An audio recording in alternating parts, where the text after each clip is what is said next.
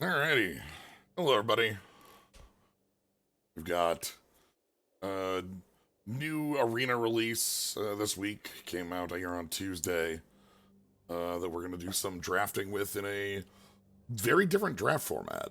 Uh, see how things play out with this. So, yeah, this is through the Omenpaths, a specific MTGA release that is a card for card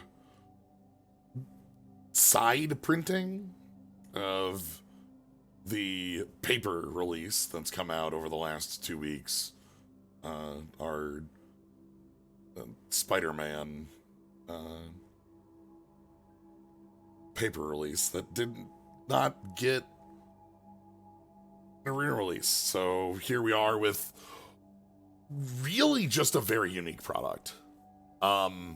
This is like this is an exact duplicate of a paper product in mechanics, but a unique wrapping and flavor over it for what all the cards are. No, we cannot get J. Jonah Jameson's gonna be very sad. No pictures of Spider-Man today. Zip, zero, nada. Sorry. All we got are elk folks here, spider folks. So, I do want to take a look over the set, talk about the different draft format that it has, as well as its mechanics. Be a lot shorter today than with previous sets because there's not really a story to talk about with this set. The story of the set is actually the more meta elements of its existence. Pulling up through the Omenpaths. If you're playing on Arena and you just opened Arena and you opened up all these cards and you saw a new set exists on Arena, you know, yep, there's a new set that's on Arena. It's here. It's got packs. It's got cards. It's got mechanics. If I go to collection, I was up there with things. The bundle's still in there. Through the Omenpaths here. Right, I just own Shock. So yeah, this set is unique as a. For one, it's a smaller set. This is 188 cards as compared to a normal 270 plus. And second is its bigger thing that it exists as a reskin over the paper Spider-Man set. So we have cards here that you may be able to ascertain why this set might have so many spider heroes who all have their own different unique takes on what a spider and a hero might be combined. Maybe the most interesting piece of this is the overlay that exists in the world for it. Egrix here, the Bile Bulwark, is one of the few that gets closest to breaking through the veil of it because Symbiote has to stay as a card type. The card needs to be a one-to-one recreation of our paper card. So this means we have some that are, you know, if I go take a look at Darval, whose web protects, we have this heroic half man, half spider who protects all the birds and squirrels and rabbits in whatever world Darval's from. This is a one-to-one mechanical on Peter Parker's common in the set. But is not the only way we do this. We have a lot of different ways that we like to do our spider heroes. One of my favorites here, Uranowski. We have this very similar card to Darval, actually. you know, old lady Weaver who has a spider friend. Is retired but still has this. They're having a great time here. Or if we're looking at pull up. No. I have to look through. I don't remember names versus other names. I think it's in multicolor. Yeah. Makti and Itla, the Sky Snarers, who we have a little, fun buddy. That is not Anmei. Anmei is a one drop.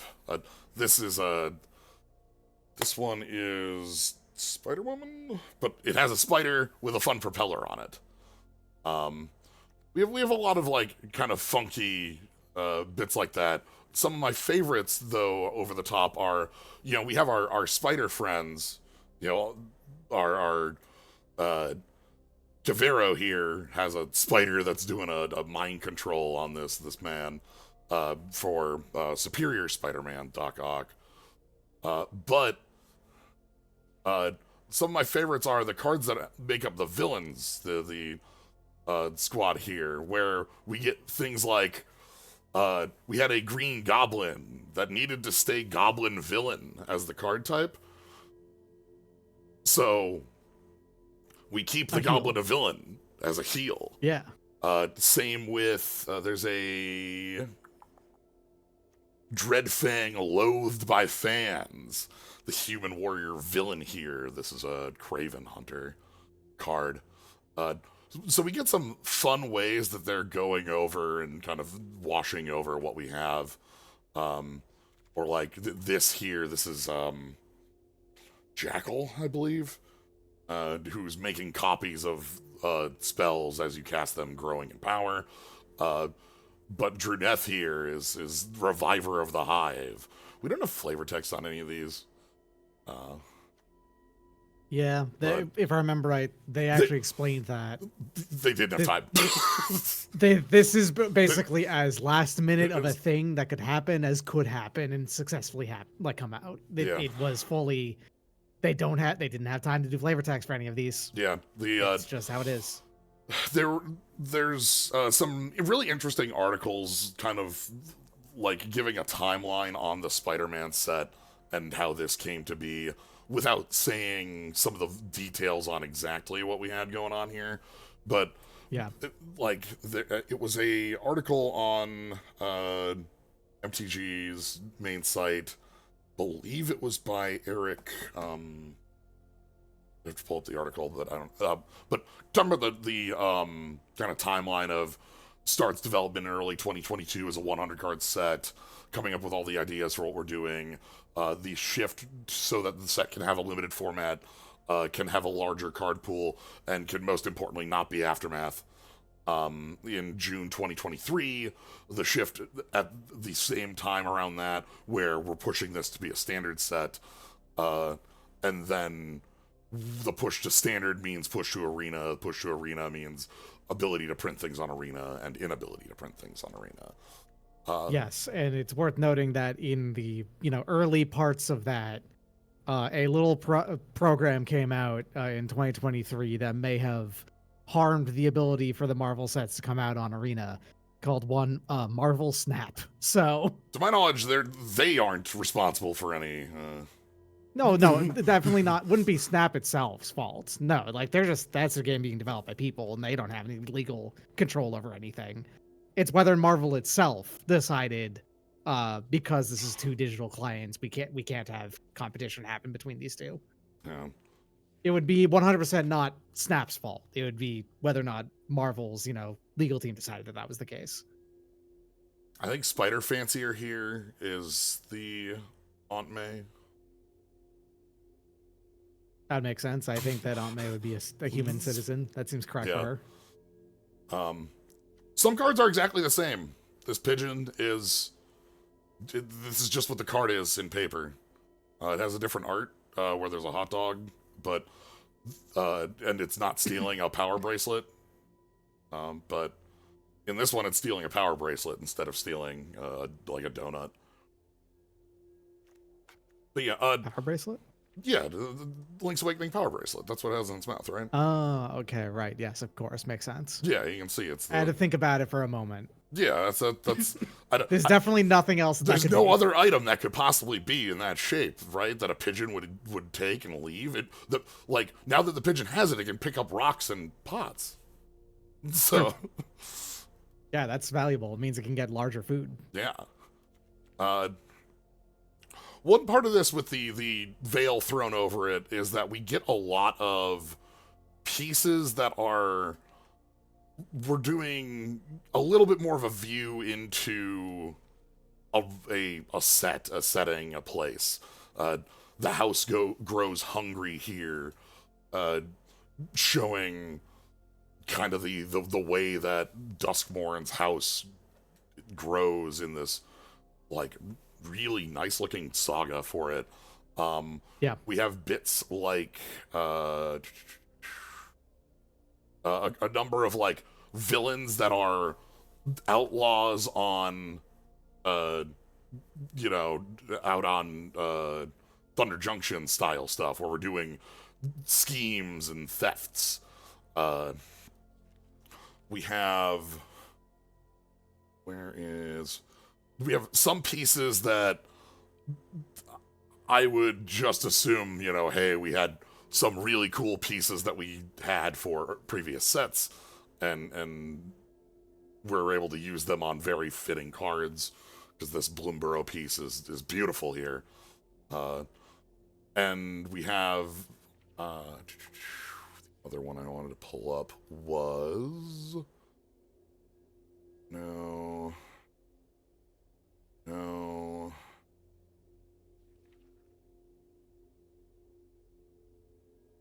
What power bracelet? There's another specific art that I wanted to pull up. But now I forget what card it was on. Wasn't the Romantic Rendezvous, though that one's very good too.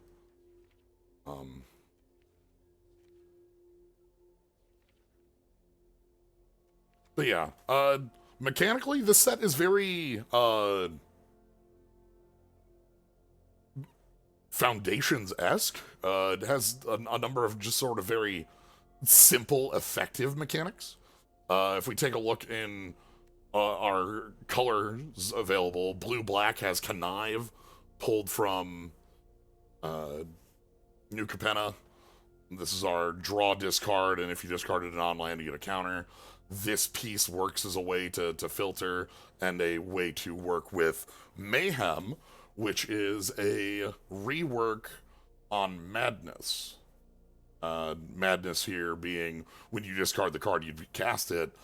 Mayhem is similar in function, where it's if you've discarded it, you're able to cast it for this cost, but it avoids a number of the rules quandaries that come up with Madness, where when you discard a card with Madness, you discard it, then exile it, then it goes on the stack, then the ability goes on the stack, then you can pay it, and then like there's like there are some real rules funkiness that Madness used to work back in like 2001.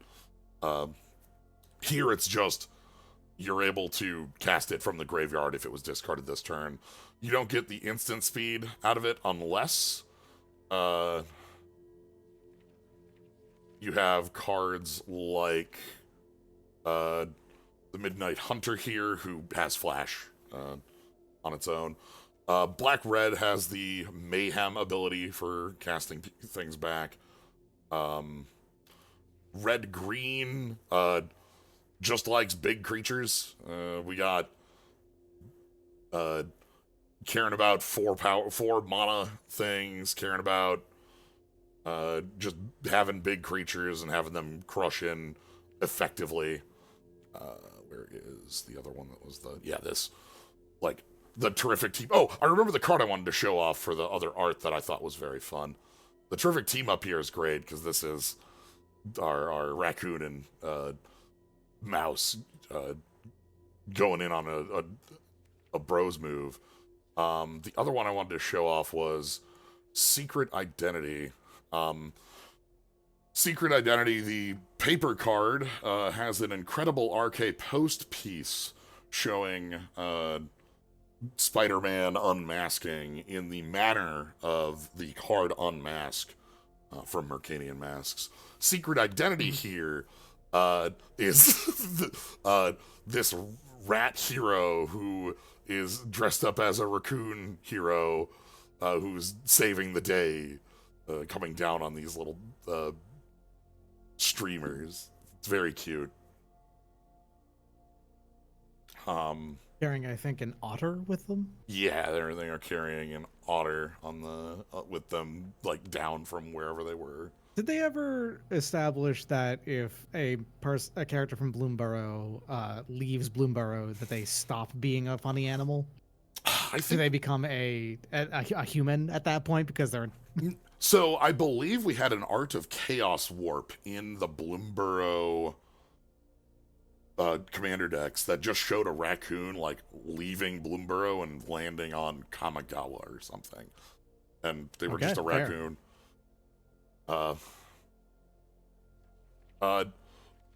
Green White has one of the most kind of like transparent pieces of we need to put covering over this in web, which is web slinging.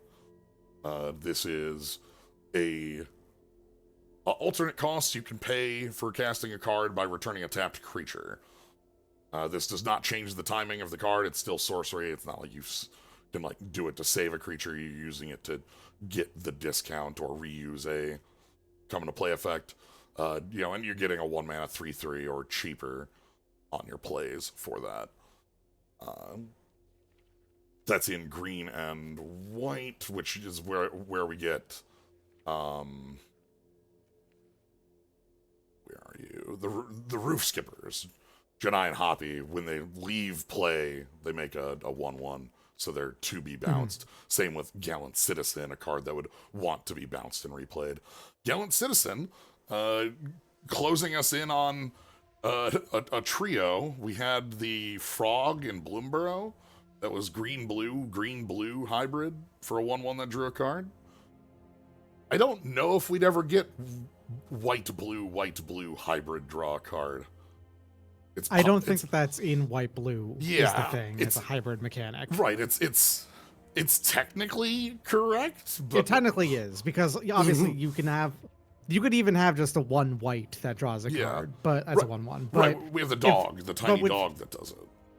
Yeah, but weirdly, hybrid mana gets weird about that kind of stuff, and I don't think that split white blue would get 1/1 draw a card. Agreed. I don't as well. And then the last color combination, white-blue, is using white-blue. No, I should actually go down to... We were showing off earlier. Here's about modified. Modified. So modified is the word we're using from Neon Dynasty Kamigawa that is a altered creature. Equipment, auras, or counters on it count as a modification. Once it's modified, it's a binary on-off. This is modified, is not modified. Yes. This means that you have things like the Wonderweave Aerialist that have flying as long as they're modified in some way, or you have cards that just want buffs. Margot here is going to kill you. You're going to die. Yeah. Put 1/1 counters on this card. You give this lady a fucking sword and she ends you. She's got your fucking number. Yeah. So, and that's actually our 5 sets of colors in here. We don't have limited archetypes for enemy colors. This set is a small set, and also is a set that's played in a different manner on draft. We go ahead and go through the Omenpaths Limited. We have traditional here, but the set is not made for this. And so I'm not going to touch that here. We actually have a new draft format called Pick 2. Pick 2 draft, as the name implies, means that when you're picking cards, you're picking 2 at a time and then passing. You're still passing left, right, left, but you're playing with 4 players instead of 8.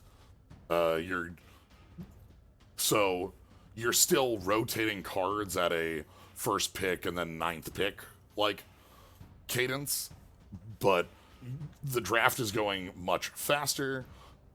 You're able to, and you don't have 10 people at the table, or 8 people at the table. You don't have 10. So the set doesn't have 10 draft archetypes because there's 4 people in a draft.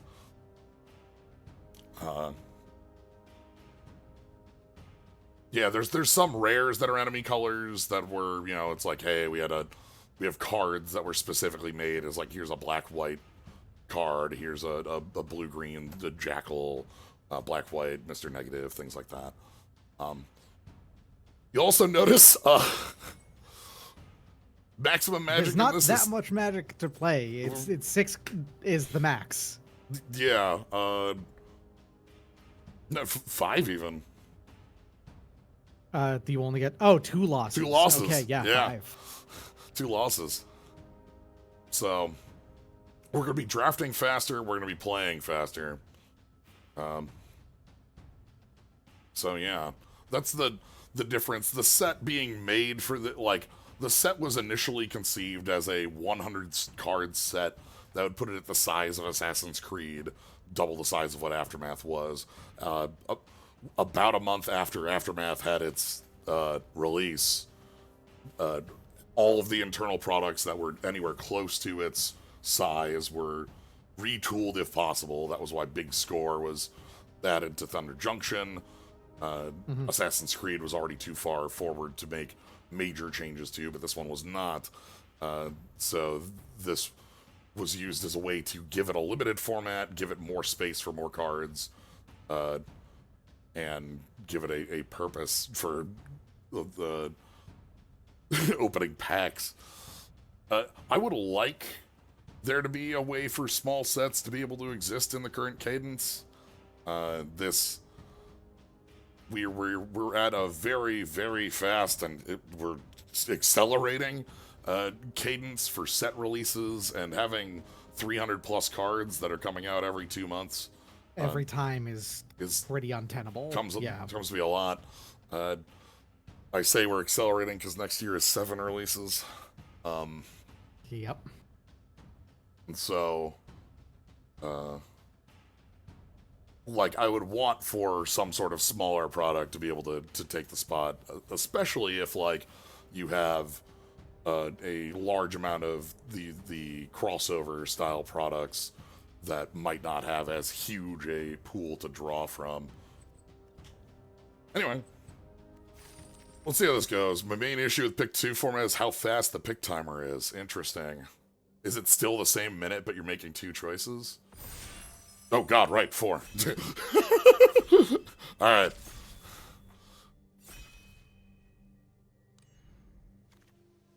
Okay, yeah, minute. Alright, so we've got Eleni, Brood Recruiter.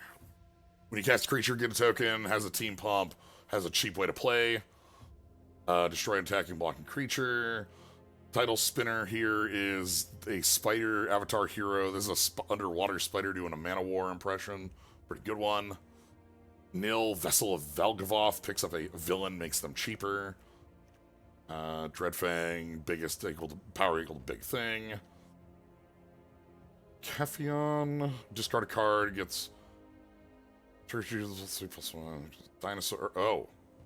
Discard this guy, okay. Exile from Grave. This is part of the connive payoff bits. He doesn't want to cure cancer. No. He wants to make dinosaurs. I just want to make dinosaurs. Favored fighter here. This is a good, Yep.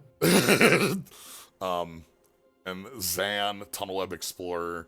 This is Miles Morales' common. I'm gonna go ahead and take Eleni, Brood Recruiter, along with the removal spell that pays off most easily in the color combo. And we'll see if we're able to cut this color combo. We're going to be able to see very quickly if it is or is not open. Cirrus? Okay, so this is...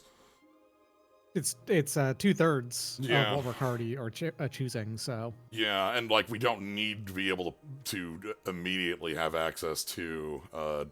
Yeah. all of that mana cost to be able to use. We're also seeing red and black are the light ones here. Blue is pretty open. We might be wanting to snag some blue to be able to. These are both Peter Parkers as far as cards go. This is the common Peter Parker. This is the mythic Peter Parker. But yeah, if we could cut off white here, maybe the blue becomes more of what we're doing, especially if it's this open. This is just Into the Royal, the card named Into the Royal.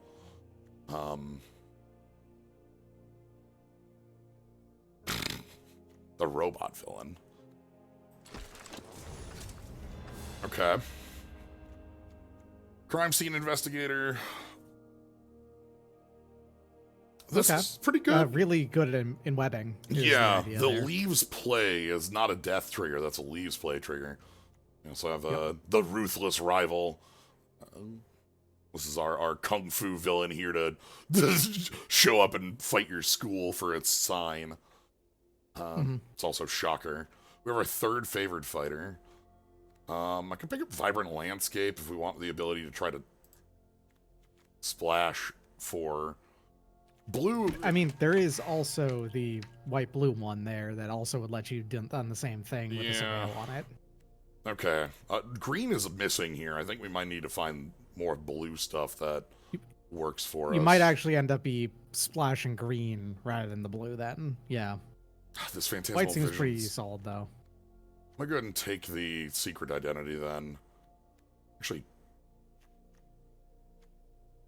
yeah. This... God, hands off First Strike and Vigilance. That's like the last thing I want, right? Like, we very specifically don't want Vigilance on a lot of our creatures and like our,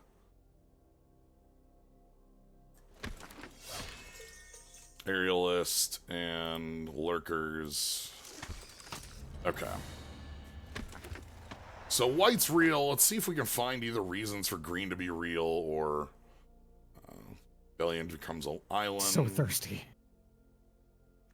Doesn't technically become an island because that caused problems. +1/+1 counter fight. Okay.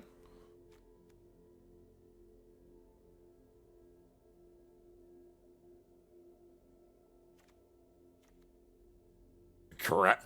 Cactarantula saddle.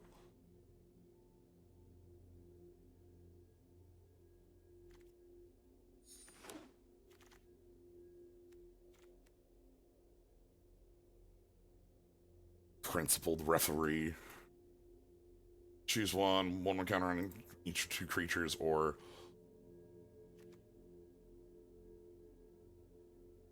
This is a completely aside a little bit, but the greatest injury that Randy Savage ever got while wrestling in his career was during the filming for the Spider-Man movie. Really? The powerbomb he takes, if I remember right, caused a slip disc in his like upper vertebrae. So it was a really nasty hit.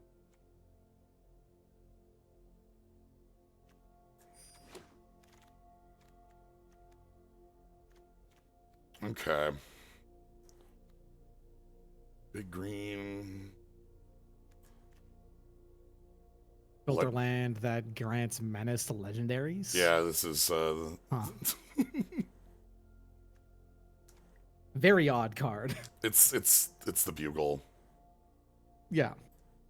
Which is why it gives menace.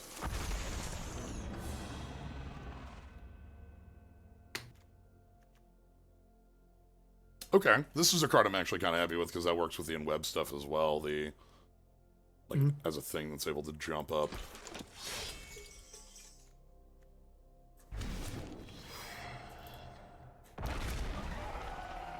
All right, second copy of Valeni. That makes the white-green quite solid as an idea. Okay. This also gives all our spiders an anthem. Sounds like a real place to be. I want some pigeons. I want some 1 mana creatures to bounce. That does make it so that I'm gonna have to look through and finally update my stupid commander spiders deck. This is O-Ring. It's a card named O-Ring. I will accept O-Ring into my heart.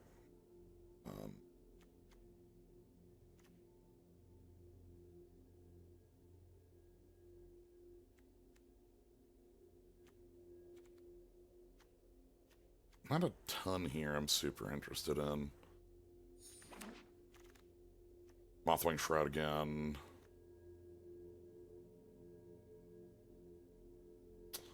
When this enters exile until next turn, you can play those cards. 2 mana. That's a draw 2. I'll take that.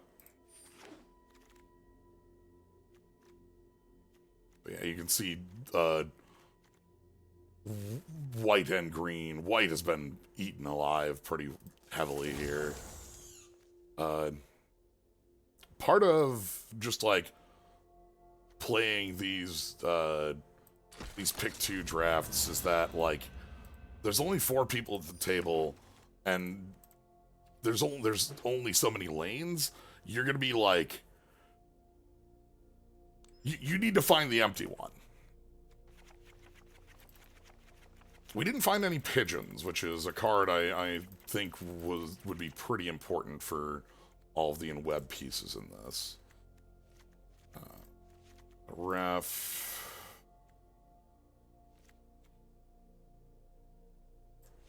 And then lunge. Spiders, spiders, spiders. The valet. Play the fulcrum, play some of these fighters. The aerialists are awkward because we don't have, like, good ways to modify the aerialists. We have okay ways to do it.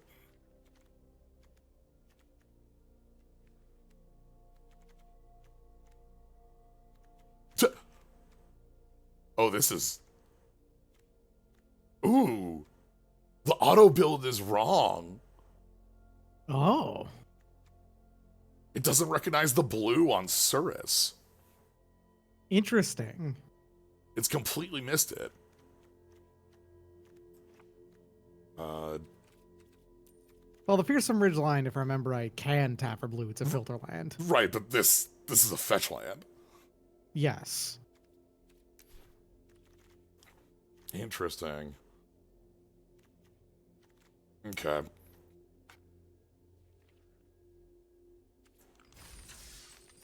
Let's give this a roll. We're going to be able to get a number of drafts in today. So, the actual deck I'm most interested in getting a play in with is the Mayhem stuff. The New Madness is most. Oh, did I 41? Did I add a land and not get a land out of there? There should be 40. I may have not gotten the land I wanted out of there when I was shifting things around.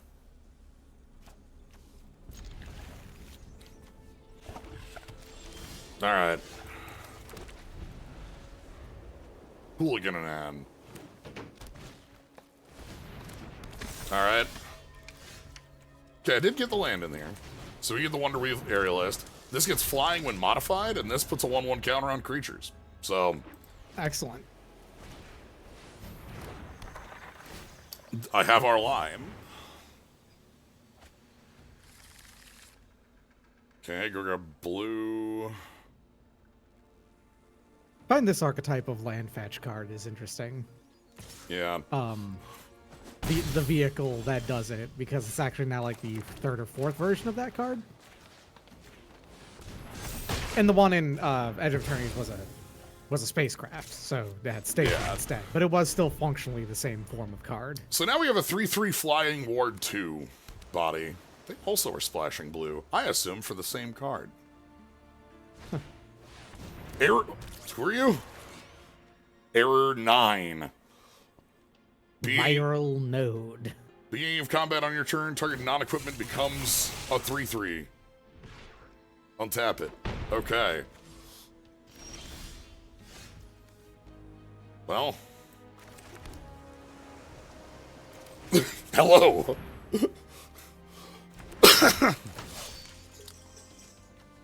Let's get Bonesaw. out here.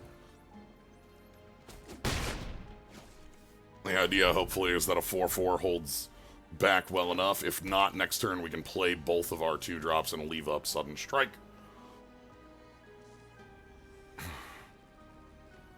And we are able to continuously get pressure in with the Wonder Weave Aerialist. If they've got their own copy of the Perilous Lunge that trades, they could have the team up. That would be enough to win because it's a one-sided fight.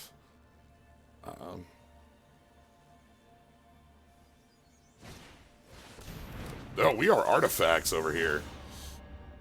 Physic, Ethereal, Mechanic. Oh, this is terrifying. I Tap. have to get a quick look in on Alara. Esper Yeah. going on over here. So, tap, put a 1/1 counter on each artifact and vehicle or vehicle you control. Steal Overseer. Remove some counters. Draw. That is okay. All right.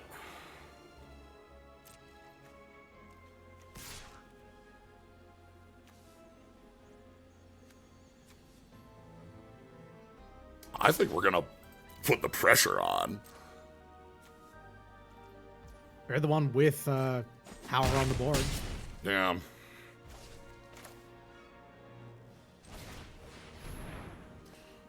And then, like, you don't care if the crime scene instructor dies. Right, because it'll put a counter on the other Wonder Weave Aerialist and give us another flyer. Yeah. We also are holding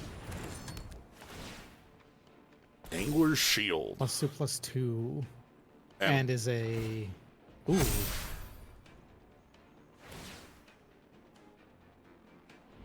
Goodness. Oh, fun. Smart move.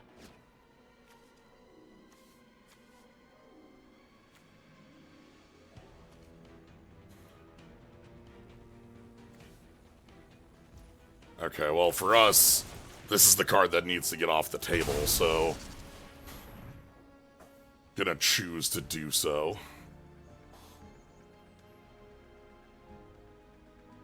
They can remove counters for... Uh-huh, yeah. Yep. Now, here's the problem. They're Dead? dead on board, I think. Yeah. Yep. All right. Dead on board. Yep. They're done on board. So it goes. All right, let me go check. Somebody said 40 card. I want 41 card. I want to make sure that I did the lands right. I know I manually did some additions, and that can... It was 41. That's a 41 card special. Okay. Yep. Did I... What did I add? That doesn't want to be in here.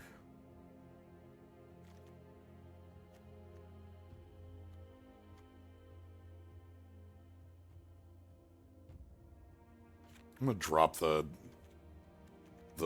aces out of here. Vigilance is literally against our plan, which is very funny. It's that card's fine, but like we have a number of things I want to be bouncing rather than not. Yeah. So the 41 card special is an achievement.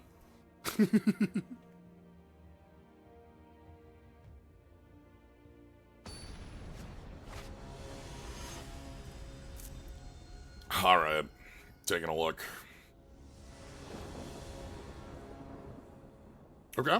Crime scene investigator. This is functional. Yeah. Yep. It's got the splash color. It's got the main colors. Lead with this in case we draw land for the Wonder Weave. They've got the Citizen, one of the better things to be bouncing.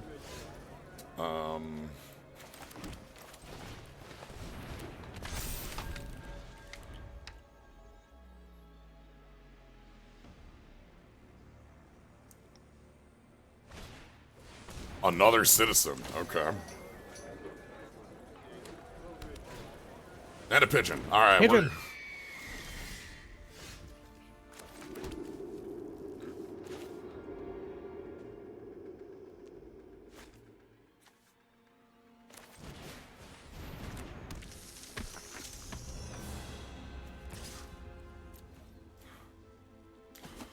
Okay. Yeah, makes sense. I feel fine offering. They're not going to take it, and we get the damage through. If they did, we'd have a 3/3 flyer, and that would stuff things. Ward 2 makes that difficult to kill with green-white, I think, when it's untapped and not blocking or anything right now. Yeah, like this is 3, this is 3, so like both of those become a little harder for it to... Okay.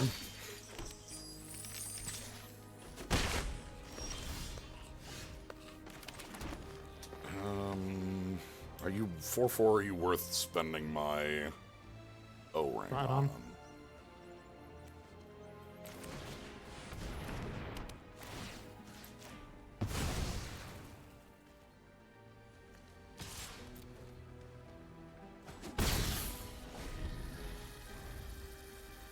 Alright, next turn we can play down the Weaver, which I think this should have been my 2 in the first place, but I... Ooh!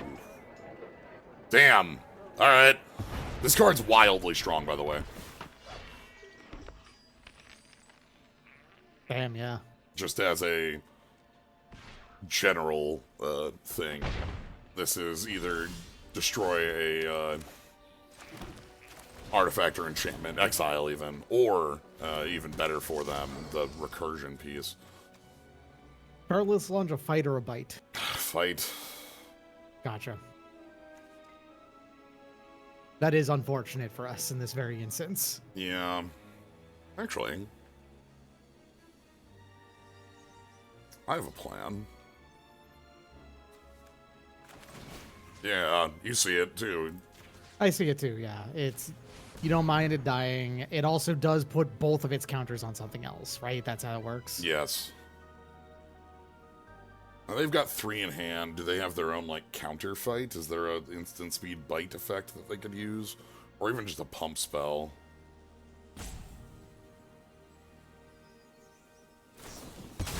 Yeah, alright.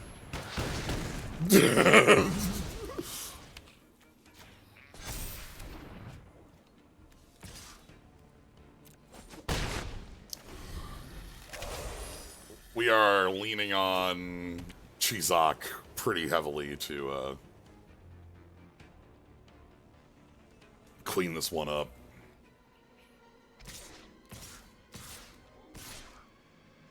I don't like that. I don't like that at all. I don't know. It's a fair number of attackers. Yeah. 2 cards in hand. Do you have a pickup? You have an in web? Yeah. Oh, no.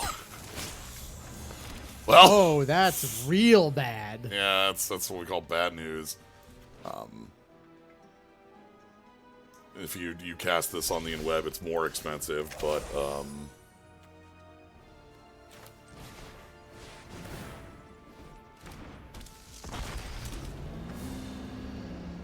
alright. I need this Chizak to hold the fort pretty heavily. What's this splash for, I wonder? Interesting.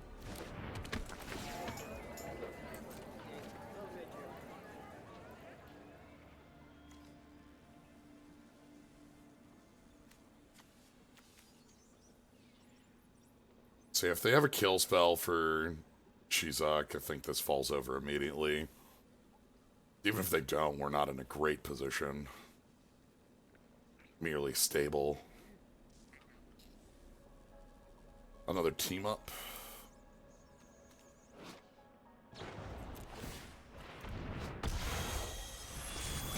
Put target creature to the bottom of its owner's library. Oh, in black? In black? Huh. That's a very strange way of removal in black. Huh. I like I like the piece on here that is the flavor on this works in like it's like I'm not killing you, I'm just, you know, I'm gonna bury you away for a while. Bury you in the sand out in the desert. That's technically not killing you. It's just that feels like a color pipe break when you get down to it. It's a blue card almost. That's a blue mechanic. Yeah. Usually it's top or bottom. Usually bottom is a very rare. Anyway, we're dead as shit. Yeah, just bottom is very rare for sure, but we're so dead. If I do that, we're dead. If I do this, we're dead. If we're... The paper version of the card is Spot's Portal. Okay.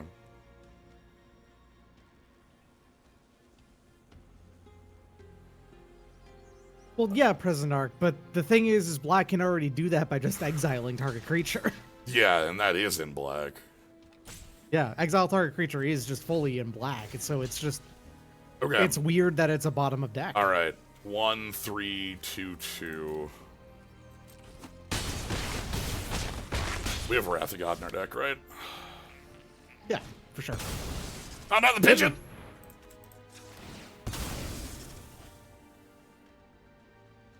Scrub dog.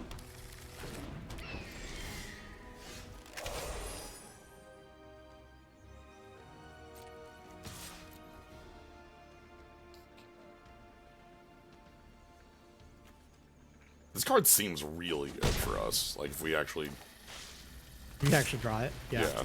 It's like... You know? Immediately makes a body, and then this has a team pump. Mm-hmm. That's pretty cool. Whatever a spider... Alright. Spider Chantress. Yeah. I think that's a MJ in the paper set. Okay. We found what I think we wanted this deck to look like in a more open world with the Gallant Citizen and the Pigeon as like more correct things to be picking up.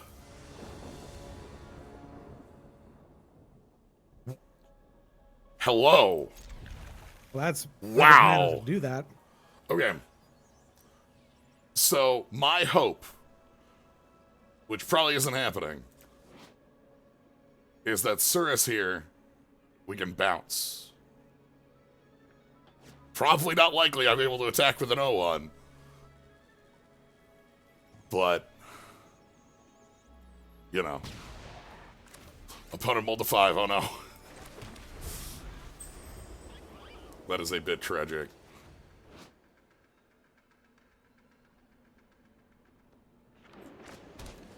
But if I can attack with Surus, if they don't have a 2...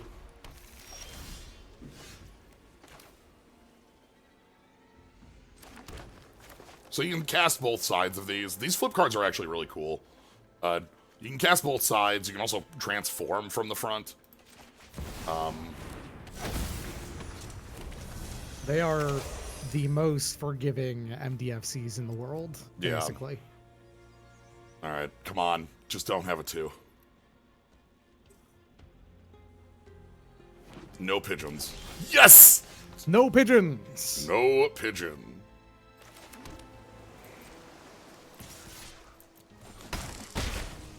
And then... Yoink. Hello.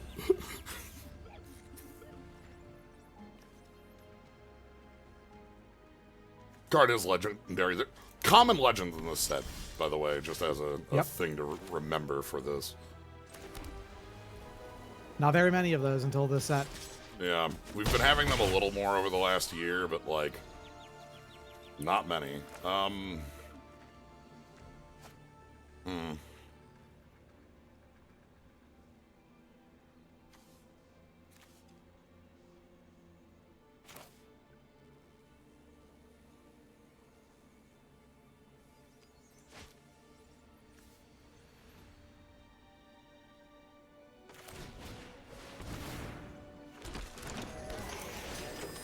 Eleni is a, I mean, I guess Darvel is a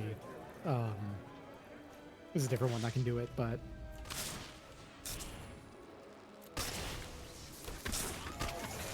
The reason I'm picking up there is that the wide board with Eleni is, you know, the end of the game next turn. Yeah.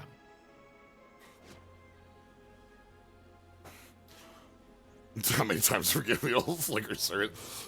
The backside here also is like the backside's funky. The cards granting a bunch of instant speed. Well, vigilance. You're dead anyway. Whatever. I don't need to think about this.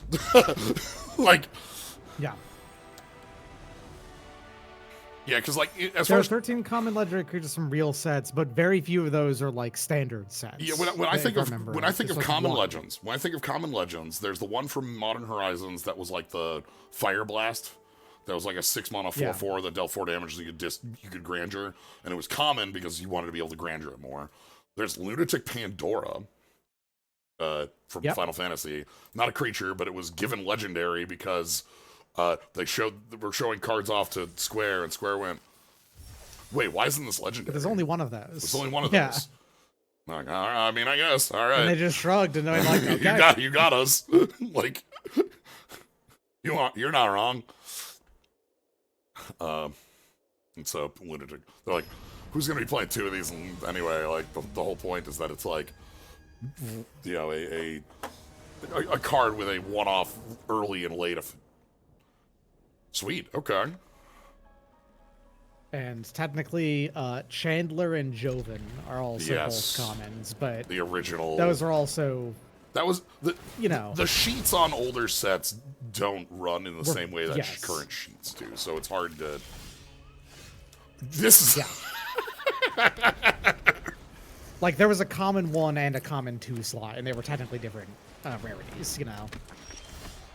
So common crook here. Same as that Undercity rat that takes Vaughn in a fight. Yeah. All right. Hello.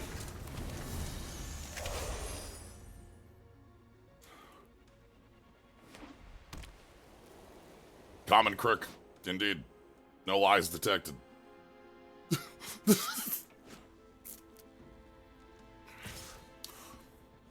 I'm good, no blocks. I mean, it's a common, it's a villain. I want. That. Although, you know, I don't believe that they have updated that villains should count as outlaws yet. No, so. I think they've said specifically they're not going to. But anyway, so this card is pretty wild. Carlo, suave schemer here. When another villain enters, connive. Yep. If you don't remember how connive works, that's understandable. It's there's like one step more than you to it than you'd always remember, but it's really good. Yeah, draw a discard, and then if you discarded an on-land, 1/1 counter on it. So it's the similarities to explore in my mind. Rebels should be. Connive is a good mechanic that is slightly inelegant, is what I would say. Yeah, the targeting creatures make it funky. Same with Explore. Explore has that same bit where it has to target the same a way. creature. Explorer is absolutely the same way for sure. All right, O-Ring.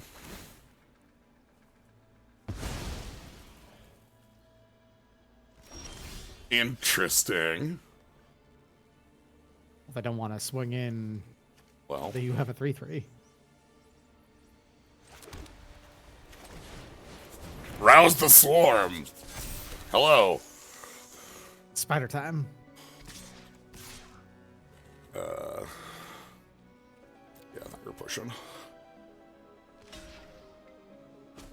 You can have I've it. got a slight annoyance with these spider tokens, even though I think that the numbers that they have is honestly better for limited play, like playing and all of that. I think it's good on that front. But most spider tokens are 1/2s, and these ones are 2/1s instead. Ooh, we discarded. Nice combo. We are going through incredibly powerful stuff here.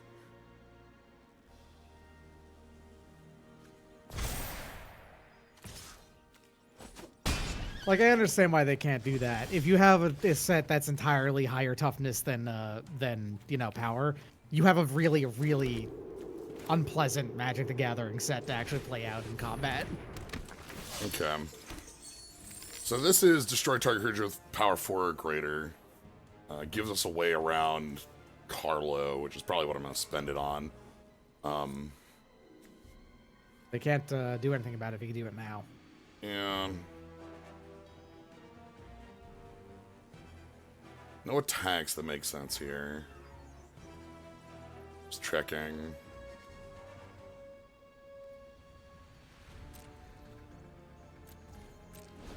We're going to pass to it here. If they cast a villain, we're going to go ahead and just take the knockdown.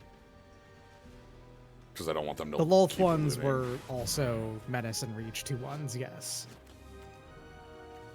Return a 2-cost or less grave. Get the crook. The principled referees grabbing the crook.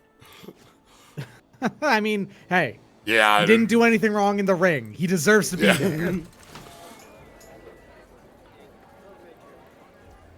Oh, no. Oh, okay, putting counters on these two. Interesting. Guess that's why we wait. I guess there was something that changed it. Interesting. They don't want to let you double block? I mean...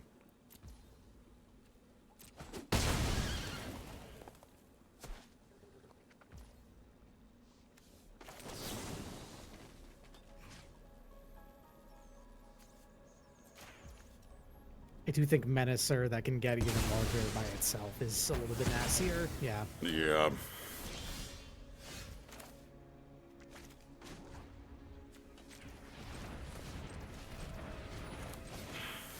So this does a draw 2. And we get these 4. Ooh. Well, they know you have that now, so... And the first one did pass, so may as well just rip it and use it, I think. I'm gonna rip it and attack for half their life total. Yeah, exactly. Yeah. They can pump. So this can exile from grave to renew effectively. +2/+2 death touch, but the principled ref. No principles today. More O-ring. Alright. Did I put... I don't know if we have any enchantment destruction in the deck. I mean, you have your own O-rings, which are Yeah. permanent. Alright. So they can't attack because they're at 8. Terrifying. That's the end of the game. Yeah, that's gonna draw them a card. Okay. And Hoofa, this is a 4/5 and a 5/5. can we... Nope. I can't even get all the lands out of my hand. This isn't legendary, is it? No. Nope. Because Metis can't be blocked by 1 would be a way for us to... Yeah. Give, like, unblockable, yeah. But no. They're, now they're on draw 2.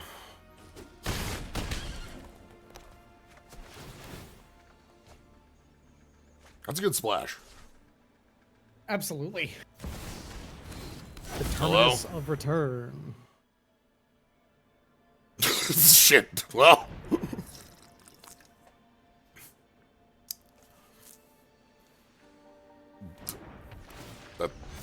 That's... Except its name is Vazin. Okay.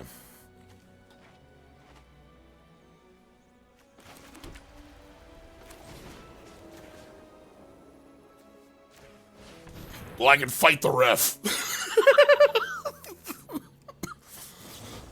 No!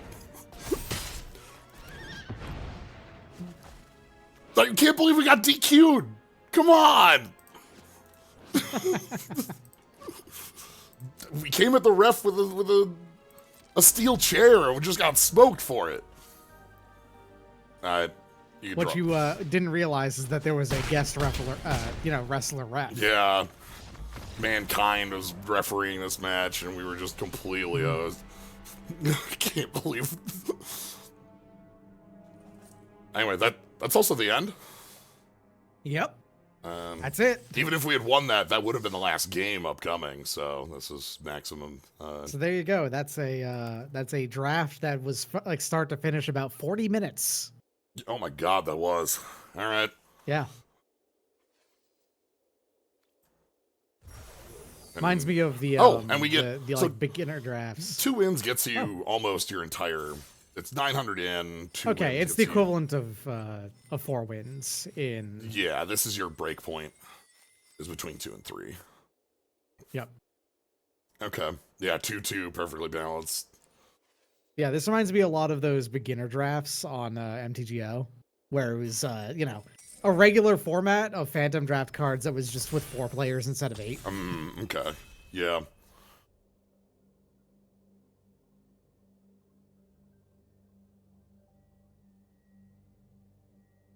Mankind should be like most people's favorite even now, just because Mick Foley is a rad dude.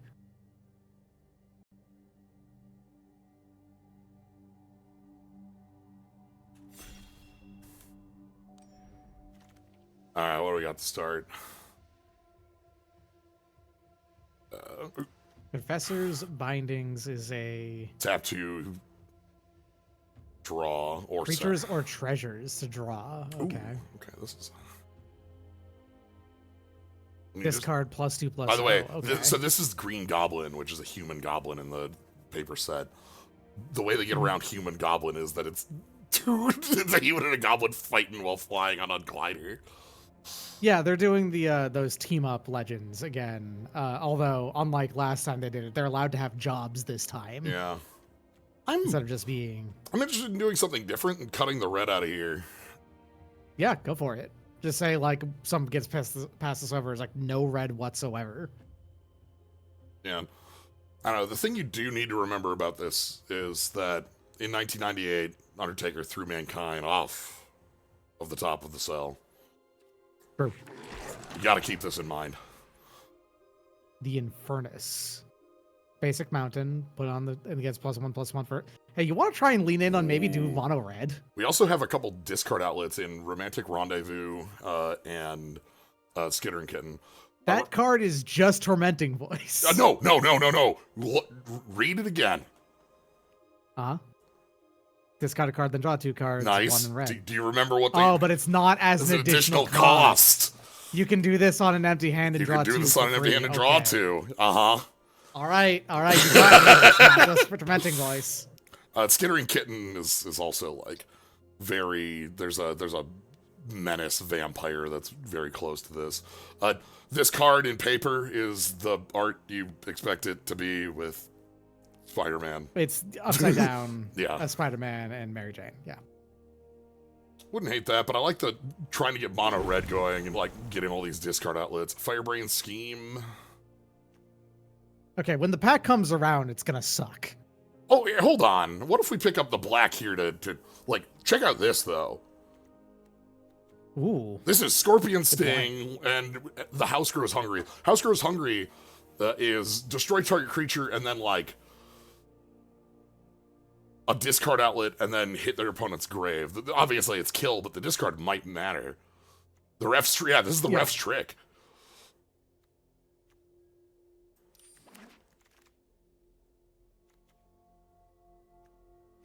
There's the ref. How many cards with destroy target creature on it can we play? Is that good? Sorry, Infernus. Red all of a sudden is... I'm gonna leave a Lesos in here so maybe somebody else picks that up and gets it the hell out of the colors we're in. Yeah. The thing is, like, red started vanish from going to the left, but you're going to be going to the right next time, so you might be able to pick up a little bit of extra red that way. Gallant Citizen. Okay. As we saw, the last one, Gallant Citizen is one of the payoffs. So you have to remember, 4 players, 5 archetypes. Yep. The a little bit overlap. The answer to the question of how are all these tabling sometimes is just Withar, Cocoon Keeper. When Withar enters, exchange life totals with target opponent. If you lost life this way, draw that many cards. Do you want to live forever? I'm kind of after Knife Trick, actually, as our huge payoff. This is such a huge bit for You need more card draw. We do. Is the thing that I'm feeling. Yeah, so there's a card in here we absolutely would want to see. That is a red enchantment that hands off. Ooh.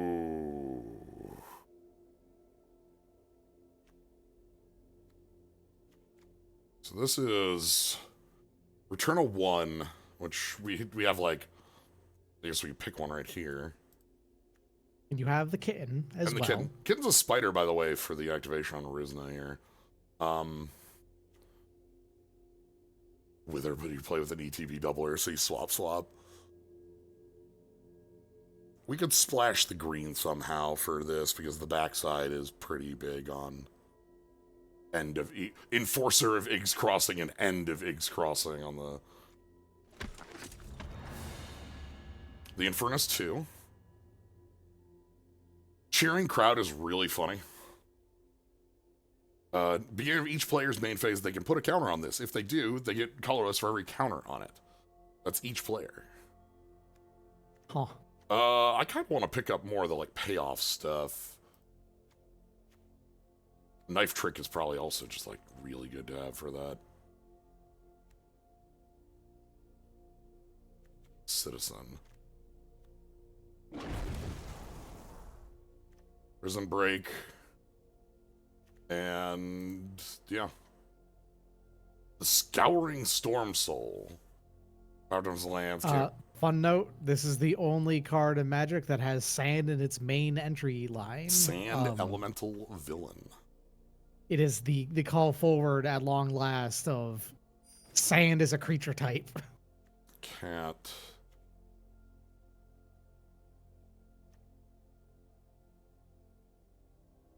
Future Spider, the Storm Spinner. Yeah, Hazazon Tamar is crying tears of joy that sand is now mainline. Sand real. Alright. Wow! The basic got picked over these two? Thanks!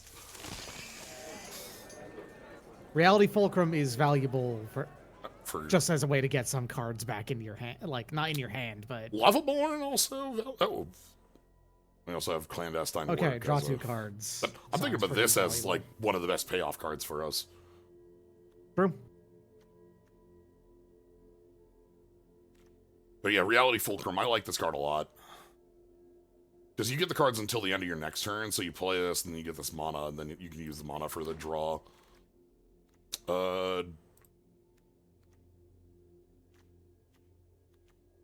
This is the other white. There's also Clandestine Work in here as well. Yeah, do we want a copy of that over... How many copies of String Spinner do we have right now? 2. Yeah, we probably want one. This will come back. It came back last time. I mean, it came back last time, yeah. Hello. Oh, hello. Yeah, now we're talking. Mayhem 1. Ooh. Real cheap. Ooh. Also really good for us. This is well, it sucks because we got the ref's trick here, but like this is... That's not coming back around unless no one is playing black in this pod at all, which... Hello?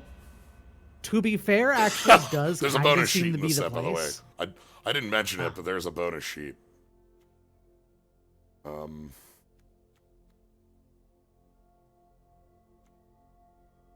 Oh, it's a card with channel. Yeah. Fun. You know what? Sure. Let's take it. Clandestine Work comes around. Take Scrabbler. It has a discard outlet on it. Target creature connives.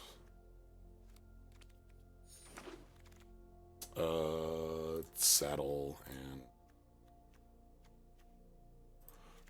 It's fun to see these cards then look up the analog of the spider set and go, if you pull up Scryfall, thanks to some immense work on part of the Scryfall folks over working on Scryfall, you can see both sides of the card. You can go ahead and just like, you know, see the arena card and see the paper card as well. Okay.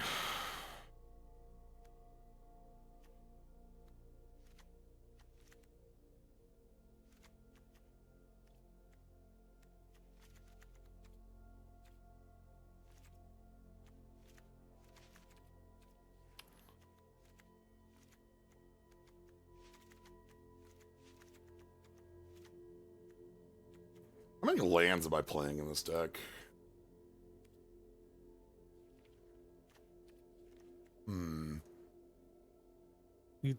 Ideally, you don't play almost anything at full price, right? Yeah. Like, Is the hope. you can definitely do 16 Yeah. at the very least. So 16 would be an easy like starting point.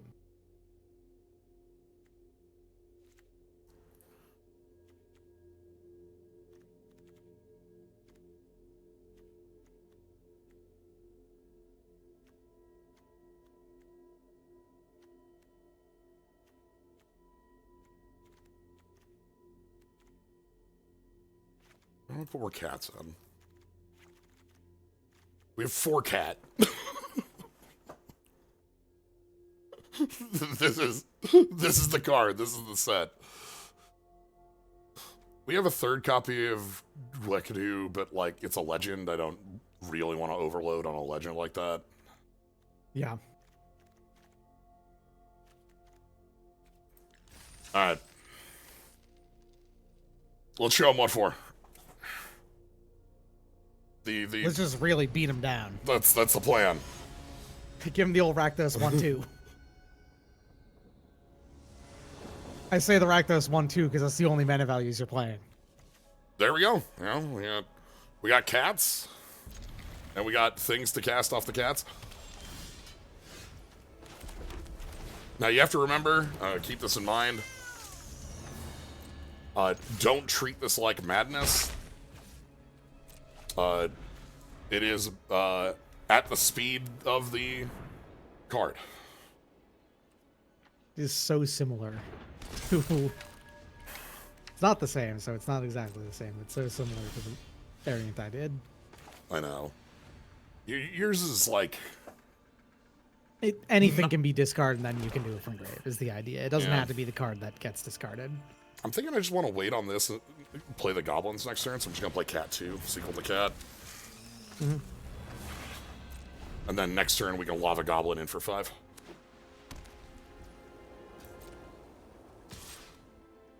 Yeah, I'm not blocking. Come on in.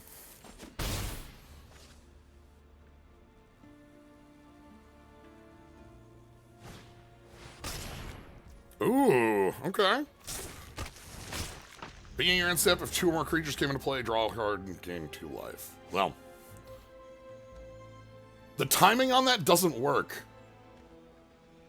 Awkward. Yep. Because it left the yeah. battlefield before this entered the battlefield. Yeah. That's good to know. That NWeb doesn't okay, yeah, because it's an alternate cost. Picking it up as part of the alternate cost. Yep. That actually, you know what? That makes our last deck a little bit worse. In hindsight. Yeah. Alright, let's get on in there. So I've got access to Damning Caress for 3 because we control... Doesn't Damning Caress cost less if it targets a villain? If you control if you a control villain. a villain. Yeah. Okay. And the goblins are a villain, so... Yep. Well... Knife trick, nice. I think I want to spend one of these. So Damning Caress, kill your obvious card, and then you can, like, show me your hexproof trick, I think. Sure. I think that's what's going to happen here. That isn't how I wanted my mana tapped. Well. If things you wanted to... That wasn't how I wanted my mana tapped. Okay. It's fine. Yep. Because this is Yep, castable. mayhem Yeah. of black, yeah.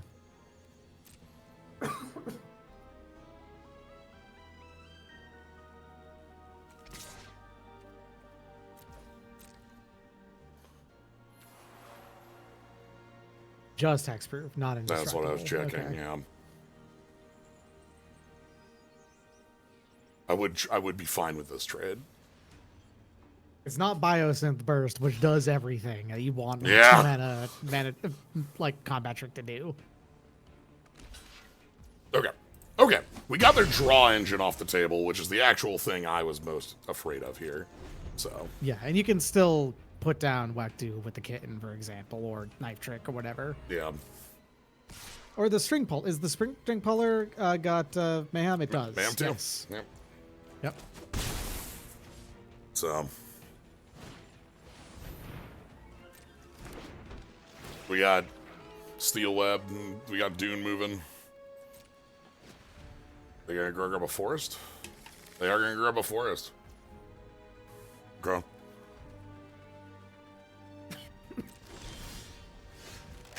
Alright. Well.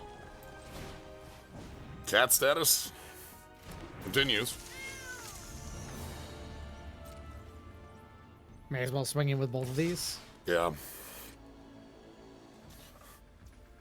Cool. That's actually just fine.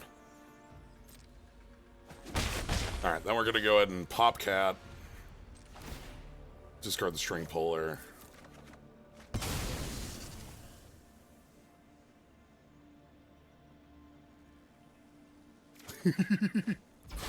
Ooh, yeah, okay.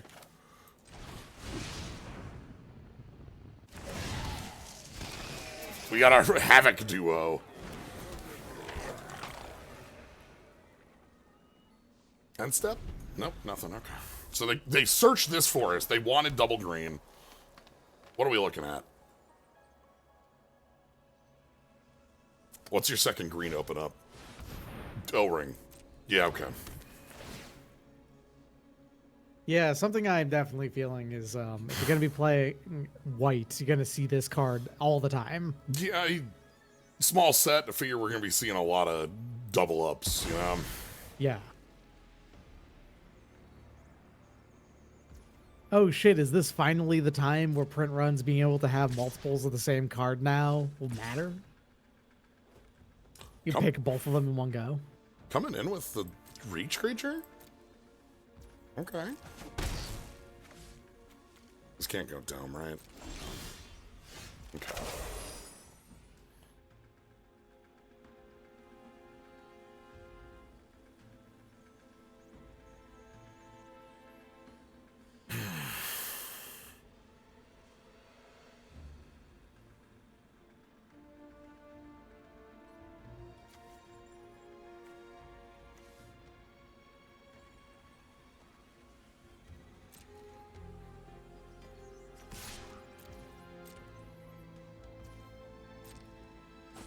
Okay.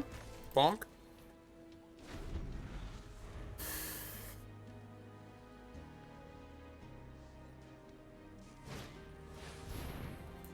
Sure.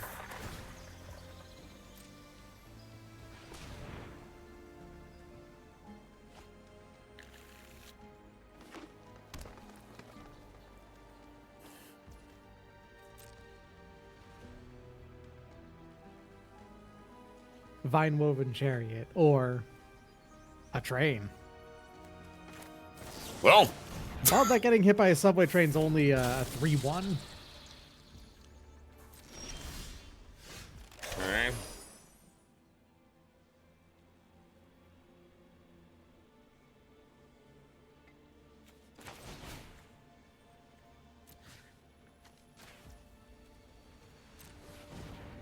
Let's get your reach out of here.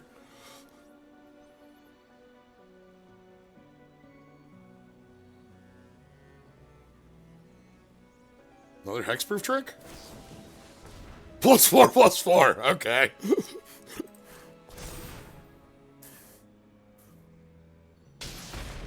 You got it, boss.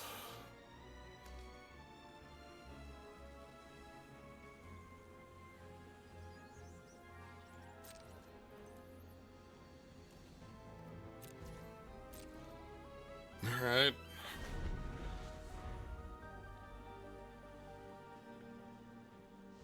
We're in a weird position where, like, things are pseudo,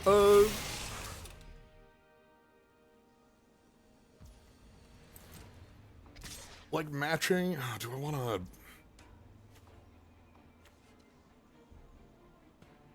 I can trade the cat. I can use the cat to block Flicker the Swamp. Either you just trade your 1/1 for a 3/1, or you get to sack block and like do something with it. I don't know. Yeah, like try to locate something else to play.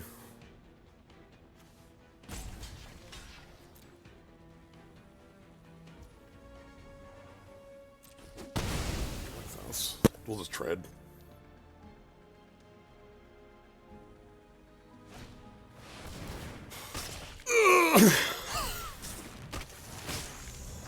Spider's man has entered the table. Yeah, that's pretty bad. Okay, well. I'll accept. Yeah. Alright. Bad news for flying. We're in the spider set. Oh, yeah. Like... there's definitely a lot more reach, yeah, unfortunately, like, in this set than normal. Bad news. It's the spider mechanic, you know? They can't not put reach on a bunch of stuff. Okay. This picks up the goblins? As a 5/4 and a hasty 5/4, it's probably your best, Yeah, I can't cast it right now, but does have mayhem. Thank you, Nil.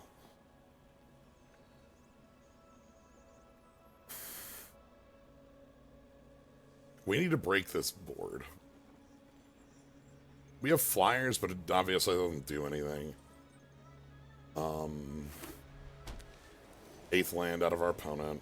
We're about even on... Really? Uh-oh. Interesting. Can we make profitable blocks? Like one? Can make one profitable block? Yeah, it's like this, and then this. And then we take 6.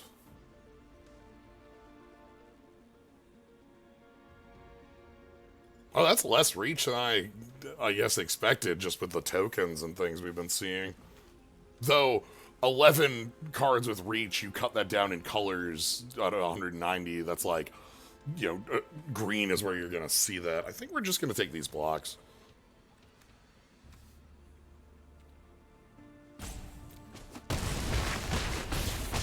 Alright.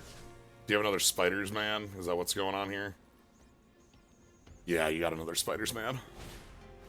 No, it's just... Okay, cool.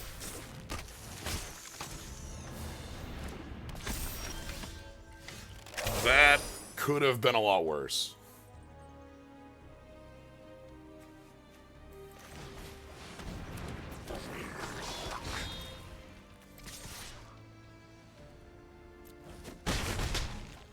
I think we're getting it in passing.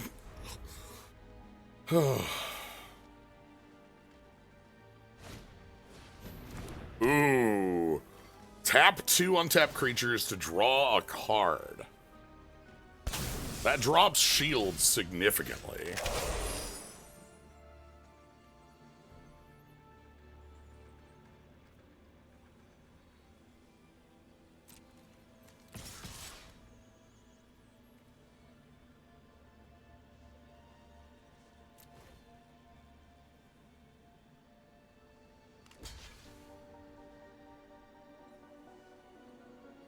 But it gets them 2 cards, so, you know.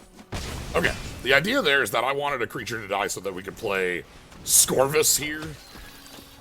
Yeah, for what it's worth, the context is, for example, Final Fantasy, a set that had, like, you know, not quite, but nearly twice as many cards in it, has 10 cards with reach on it. So... Interesting. 11 cards with reach, even in 193 cards, is actually still quite a lot, you know?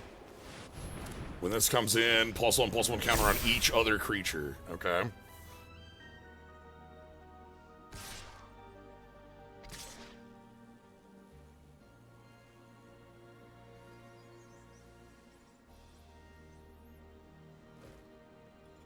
Are you sure about that? Well, they get to keep the counters on the crime scene instructor if they swing in like this, but So they If can't. you just take 7, They can't. They lose their binding. They're going to lose their bindings because they can't use this to draw here. They don't have enough. yeah. On the crackback, if this gets blocked, this gets blocked. They take. Oh, we need to draw a discard outlet. Fair enough. Yeah. +4/+4 is also a trick in the format. Yeah. So. They're empty-handed right now, so Okay. they can't draw here. They have to give that up. Goddamn.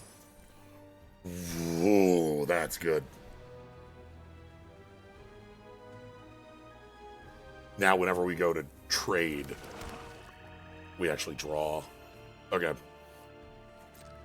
No attacks. When they go to trade, we're going to get draws out of it. Perfected pastry. This is the bagel. They can sack it for 3 life. They can sack it for a counter.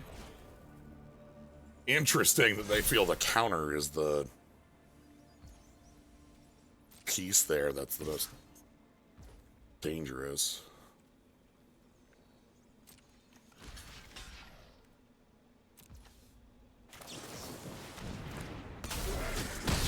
A window, so. Alright. So we lose life, draw a card. Ooh, yes. Nice. Perfect Yeah, job. that's killer.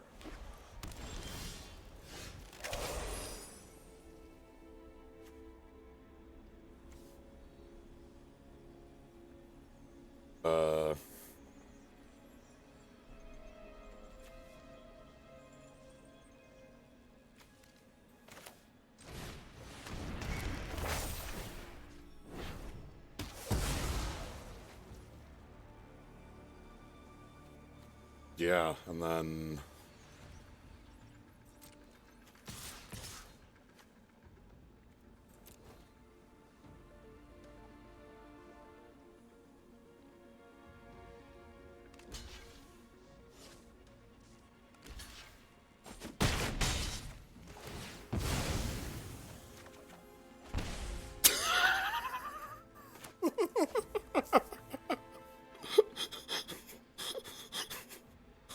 that's not enough, but that's so funny.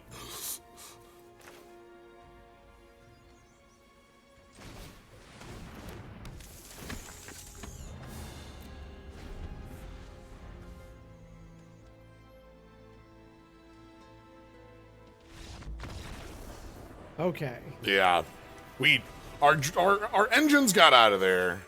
4 cards in the set produce Spider tokens. We've seen 3 of them tonight. The only one that we haven't is the origin of Spider-Man Saga.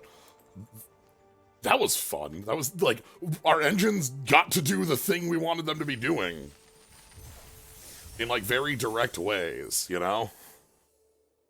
Yeah. The mayhem stuff ends up with us cycling through our deck very quickly. That's nice. Tokyo Dragonstorm only had 6 cards with reach in it. Damn, and that's Dragonstorm. I guess they Yeah. like pull in That's a on... set with archers, you know, like capital A archers too. Yeah.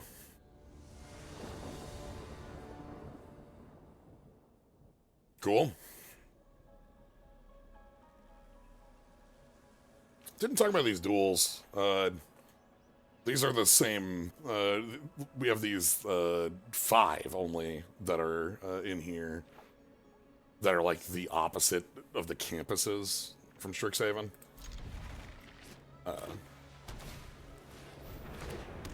Pigeon. All right. We are fine with like knife trick, wet do if we need to do that. Say they like go ahead and pick up this pigeon to play a 3/3. Cheering crowd.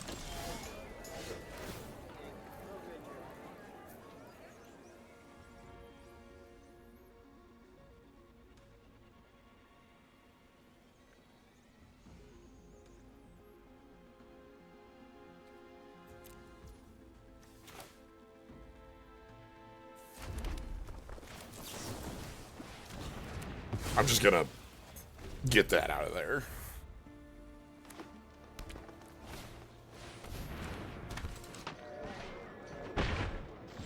We love our supportive moms here. They're at the big blitzball game making a big foam magic #1 finger.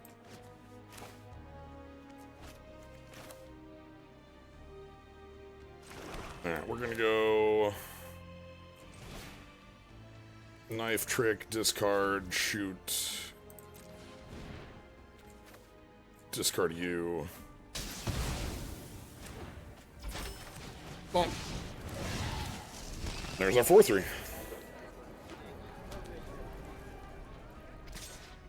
Okay.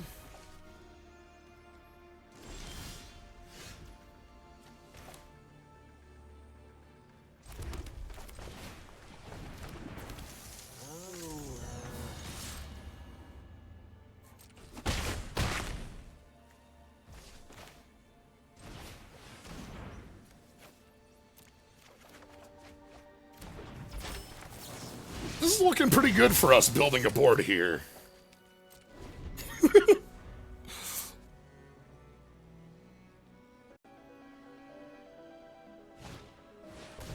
Yep, everybody's got the moths. Always be mothing. Do I have a villain grave? I do not.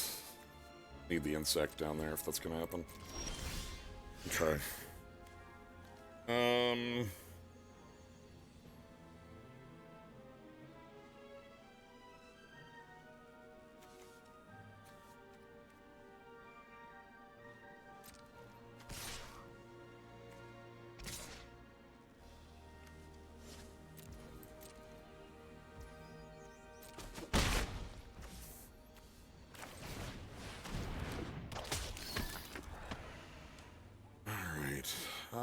Do I want to...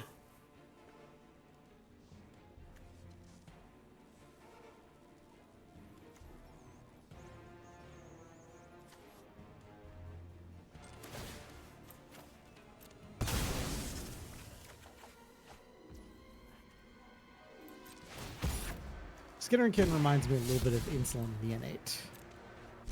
Yeah, that's the card I was thinking. I couldn't remember the name of it, but I remembered the... Ooh. The one mana menacing discard card, draw a card. Yeah, there he is. Difference is haste versus menace. Same card otherwise. Okay.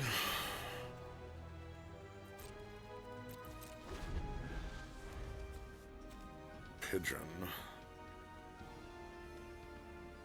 So Death Touch on our Crime Lord is the piece that keeps us together here. Ordis, the last of the Web Lords here, has a very fine chair. Just Sure does. What plane is that guy from? I have no idea.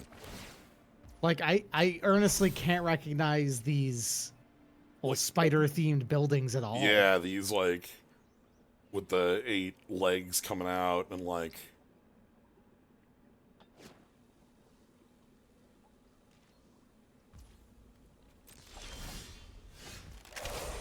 Alright. So we're at parity here. Neither of us are taking action. We can both surveil at end step. That's Ezekiel Sims, is what that card reps.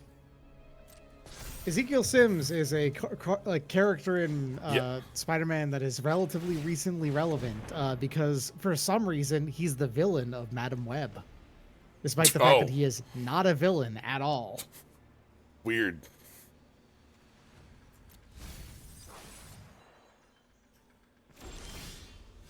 Ooh. Okay. Hello. I don't think I included the green anywhere in here to flip this. Oh, well. I don't believe so. But, regardless... But you can get your kitten back. Yeah. Vigo picks up a cat. That's totally fair. Madam Web, the movie's legitimately horrible. It is the worst of the Marvel villains movies, like Marvel villains in quotes movies. It's so bad. All right. New cat. Not even fun to watch. Bad. Insanely boring film. Dang. It's really boring, and the fun you can have with it is basically questioning exactly why they made any of the decisions that they did.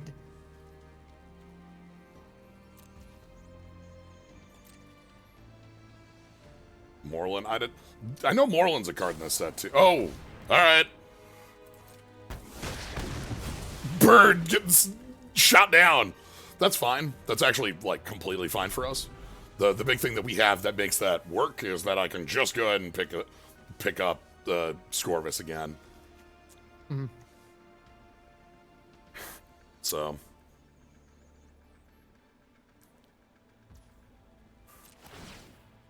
if they're gonna jump in for 5, I will block and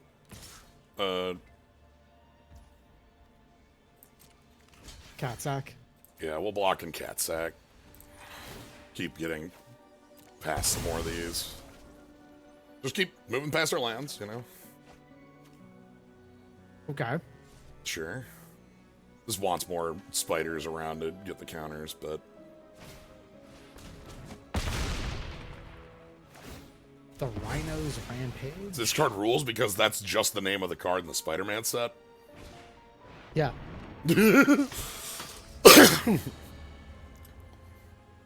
Okay.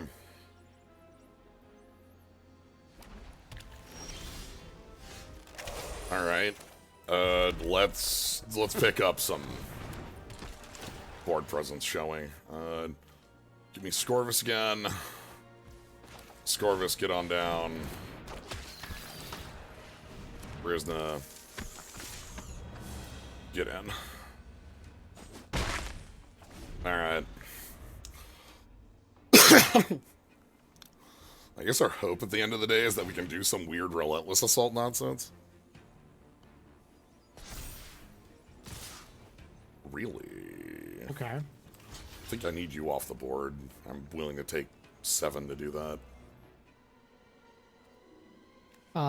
Is Nil a spider? No. No. And Walkthrough's not a spider either. Okay. Yeah. You're thinking about, like, if we can do a crackback for lethal? Yeah, like between, like, Rizna's activations and Relentless Assault kind of thing, but no. Could just choose to take 10 and try it. I think that's a little dangerous, but you could try it.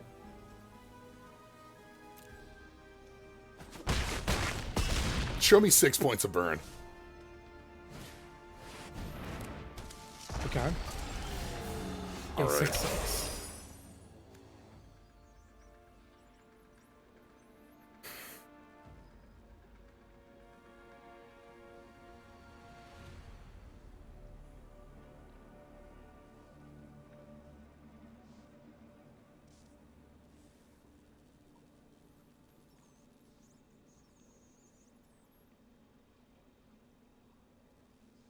Yeah, we just don't have it here, do we?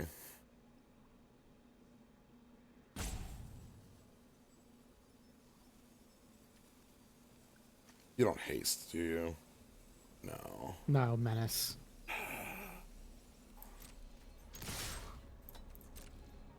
Act like we got it. What if they just take the hit, right? Yeah. What if? What if they do the same thing we just did?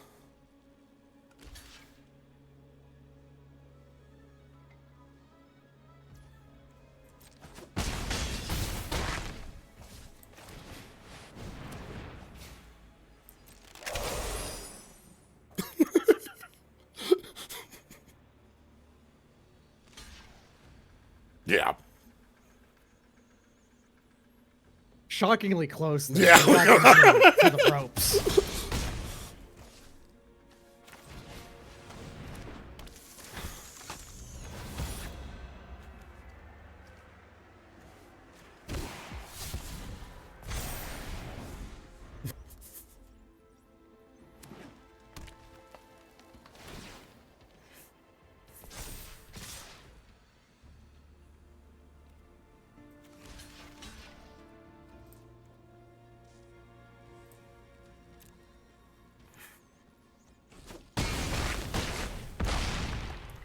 The follow-up drop wouldn't have helped anything either. I think No. that basically what you did was the only out you had left. Yeah.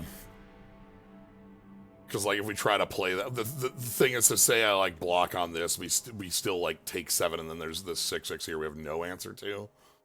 Yeah, exactly. We needed, like, one more spider off the top. We needed one more, the Pretty haste much. fight. If we That +1/+1 on Rizna would have won that. Like, straight up. Yeah. For any bigger payoffs, we don't really have any that I'm, like, super into. I wish we could have been more mono red for the Infernos.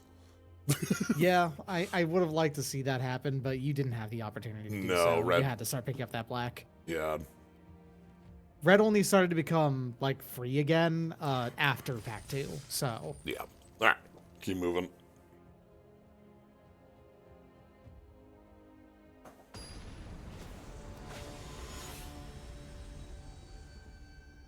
Yeah, the set, like every set in the past few years, has its own little bonus sheet of... Sure, yeah, this is fine. I would want to draw... I wish that this was Spider-Cat. I want Spider-Cat off the top, bro. Yeah, I mean, you have Four a and... solid chance of drawing Yeah, it. It's 433. 33. Yeah. It's better than a 1 and 4. You know, it's a roughly 133. I mean, 4 running. I'm not gonna do that quick math right now. It's decent chances though.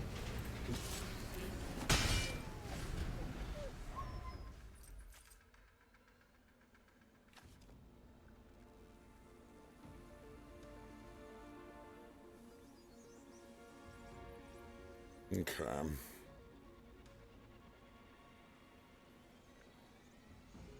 Do kind of like that part of the green-white sub-theme is just the people of New York. You mess with one of us, you mess with all of us. Well, sometimes your madness deck doesn't draw any of its discard outlets. And we're playing, yeah, we're playing, true. we're playing, cards for normal mana costs. So here's a 4/3 for no text. And our opponent ain't doing shit. Hey, the House Grows Hungry does have a discard attached to it. Lands, am I right? That's true. Alright. Oh, come on. I needed that one. Yeah, House Grows Hungry is pretty good for, like, clearing up. I just wanted a spider, you know? Okay, Fine. playing that just as a 3/3. There's nothing else to do about that. There's a kitten. Cat, Goblin, Goblin in. Sure. We also House Grows Hungry. You could House Grows Hungry and Kitten at the same time that lets Rizna become a 2. Okay, 2/3. yeah, okay. And then next turn we can discard a Lavaborn Goblin to the House Grows Hungry. Yep. Yeah. Because when you have... This is 2 or more when you have control both of them. Cat. Thank you, cat status. Opponent, you need to realize we have 4 of these in our deck. We wanted to draw at least 1. Oh my god, we were off. Okay. When you cast a 4-drop, 1/1 counter on this. Alright. Let's discard a Lavaborn Goblin. Can you Reality Fulcrum and Goblin? Or is the Fulcrum only paying for the cards in exile? Okay, good to know. Cards from exile, yeah, sadly. And Madness is, yeah, this ain't. This isn't Madness, specifically. Honest to goodness, I think I'm attacking with Skittering Kitten, and then, like, when they block, we just cycle them out and away.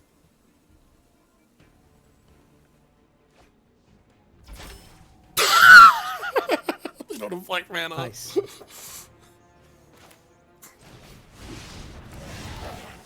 Okay.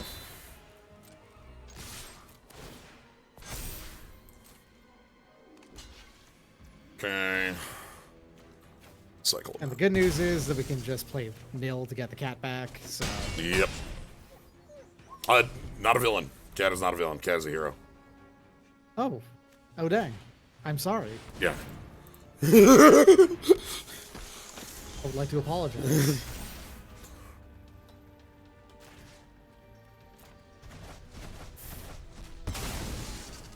Alright, it's Reality Fulcrum? What's this thing? Menace, tanks alone, does some stuff.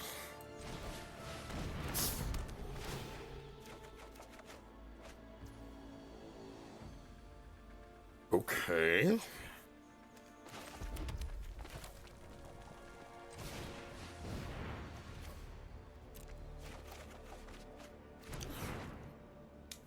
Now we're talking next turn, okay. We can, Yep. You can deal with quite a lot of their board.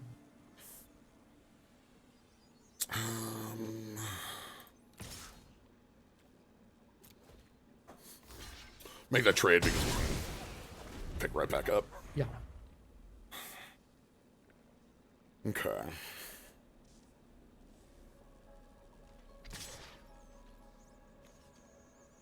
Sure. You have a thing to pick this up? You must have a thing to pick that up. Yeah. Cool. Miles Morales has 3 tokens.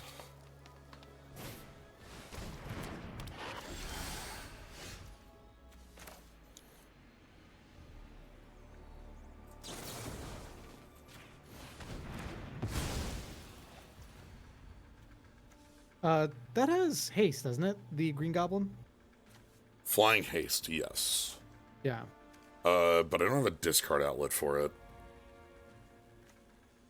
I'm thinking I just want to play nil instead. Well,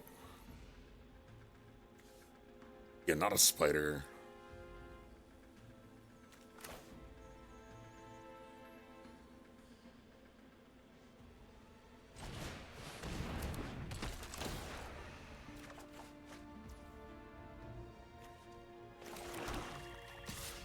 So half their life total. Just like with this, we can play this for 1, and then if we have a discard, if you have ability to discard, you can just play that.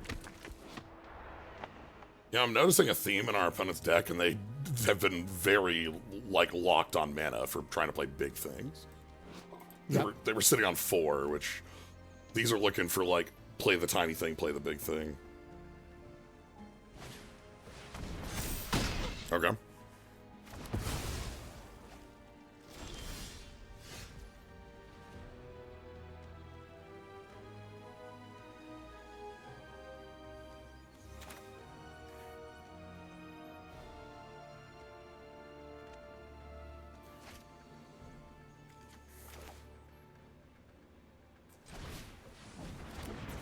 Getting the 1 damage here, Wekdu can actually like flash in on their end step, possibly swing and kill them next turn. Yeah. Basically as a backup for...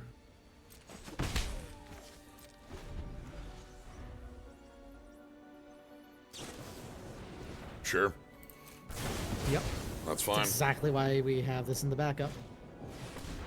And there's... And it's tapped out. And there's tapped So- out. So this, like, There's- like they get to exile a card and they can play it. But It's a forest, okay. okay. Unless there's an untapped trick in their, or rather a reach trick in their hand right now. They that also costs like exactly what could they similar attack with right now? You know, like we have a known haste creature. Yeah.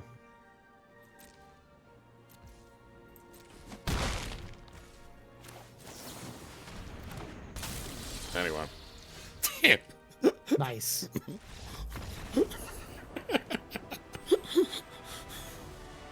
Careful with that spider cat. It's a hero. You're true. Thank you. This is a hero cat. Also, Ikoria. Yeah, that makes sense. You can see like both the weird crystals that make up a lot of the places there, but like the mutant style to them as well. Yes. But also, this is a hero. This cat is specifically a hero. It's Yes. It's bonded with someone or something, Yeah. and that person is like also a hero. I love Cam and Ferric as a villain because they look like they like can't get That's along. a Zendikari goblin, right? I think so, and like because like looking in the background, Because Zada floating, looks like that. like there's like remember. floaty stuff, right? Like so, of course we'd be like, Yeah, and that's also Zendikar, and also they're on a core, like, glider. Yeah, but I love the idea that these bring up of just like here's some idiot like team that like they can't get along, but sometimes they hit you for 9 and just like they'll get the job done in a pinch. Yeah, the adaptation of Spider-Man to magic is actually genuinely pretty well done. Yeah, That is the thing about the Omenpaths I like the most in particular. all right, 2-1. If we win, we get back up to final magic. If we lose, 2-2 keeps us even. Sweet. Nice. Keep. Good ass stand. This is Let's a good go. looking hand.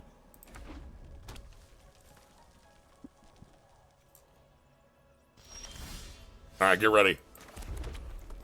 Cat status. Cat stream has been confirmed. Are they shocking cat? Oh, they can't. They're shocking cat? No, this is the worst use of this you can get. Ah. I think I'm cycling swamp. Yeah. Because, like, obviously we can't. These have... Nice. That also means you can discard and put Kidney on the field on the same turn. Nice. Or just 2 cat. Lamau, 2 cat. Lamau!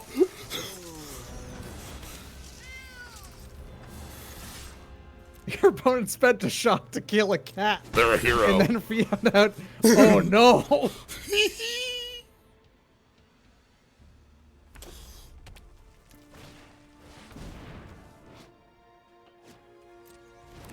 Oh, nice. Okay, that's quite good. Okay. I think I'm just gonna...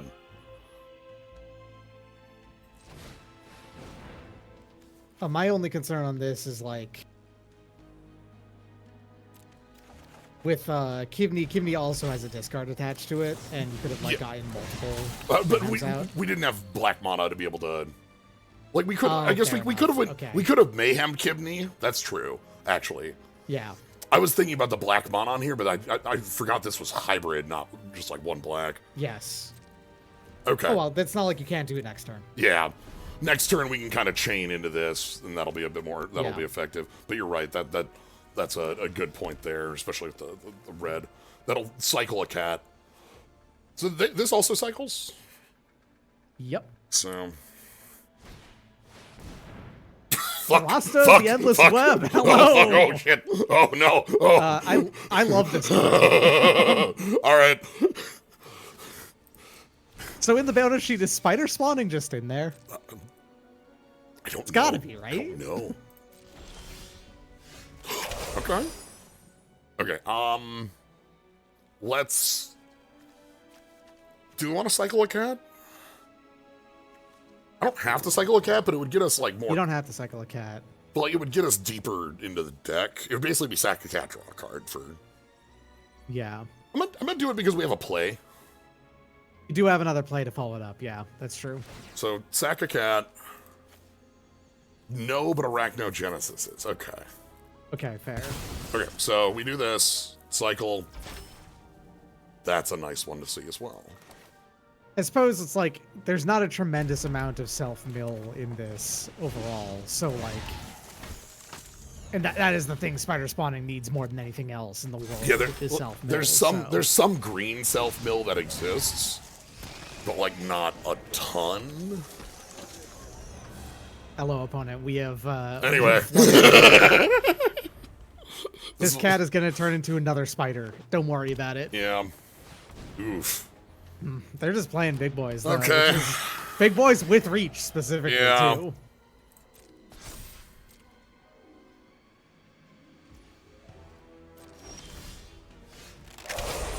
Nice. Ooh, that's Really good. so good. I think we want to put the Death Toucher down first, but this is... Oh, Yeah. maybe I think we want the Death Toucher just because that keeps our opponent at home a little better. Rylex also gets to just go off with the cat. Yeah, too. this So, is cat draw, so... We are in a little bit of a board state stall, but I think that since you have enough... You've got tons of removal in your deck, you know? Yeah. They're discarding and drawing.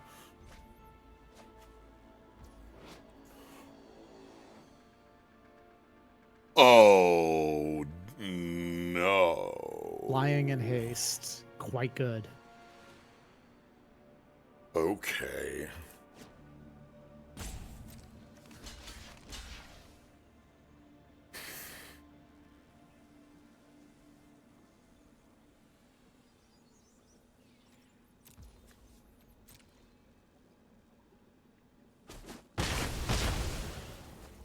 The idea is I need to do some board clearing now.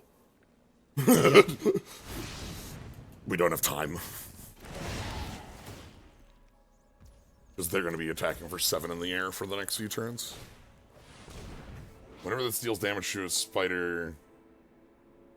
Death Touch on spiders. Exile from grave, make 2 tapped flyers. Oh, wow. Okay.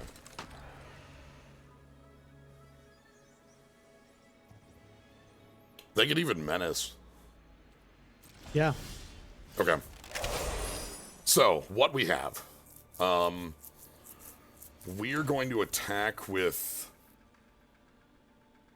Crime Lord. Because it's Death Touches and can at least, like, try to function at them. If they trade with it, we'll jump in Rylix. Mm-hmm. If they don't, that doesn't really change our plan.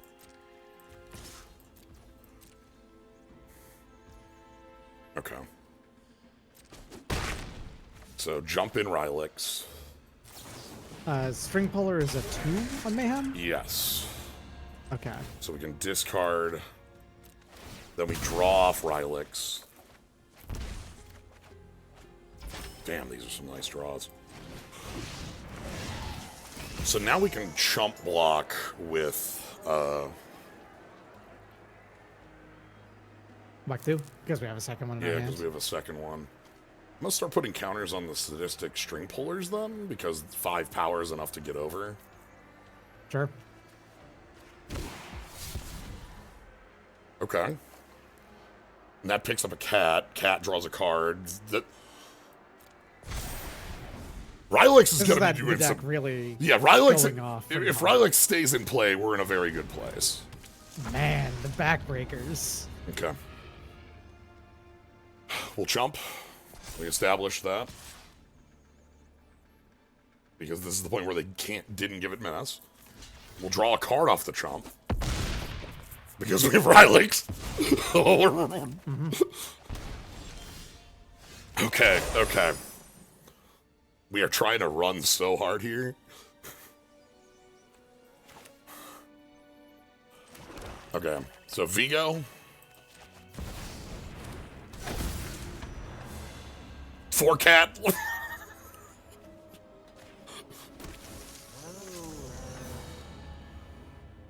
All right, and then mid-combat, you can still chump with the Erasta as long as they don't...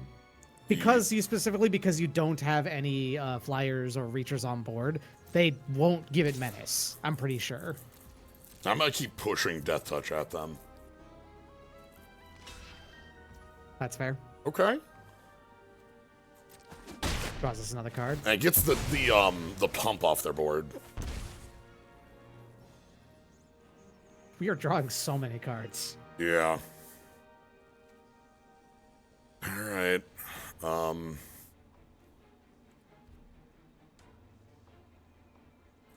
That's turned. So they're gonna move the equipment, To the 6/6. and that's where we're gonna have problems. True. Either that again, we don't have any flyers or managers on, like, reachers on board, so they might... Okay. I mean, he counts himself, so Yep.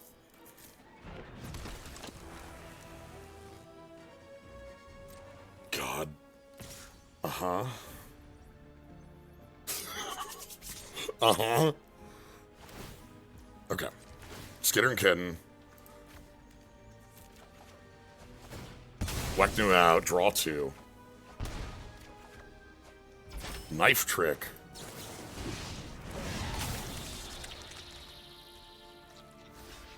I also get to double block over here. yeah. They can't kill both of them on board.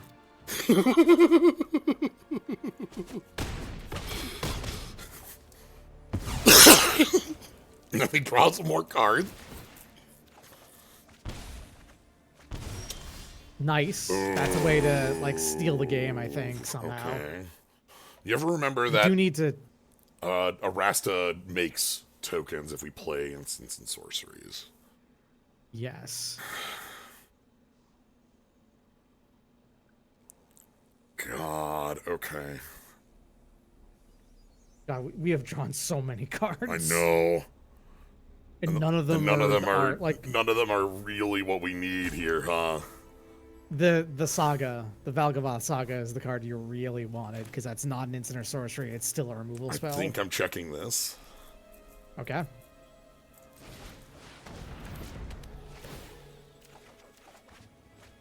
Knife trick. Knife trick. I mean, you might have to just eat the fact that they're gonna get two tokens, honestly.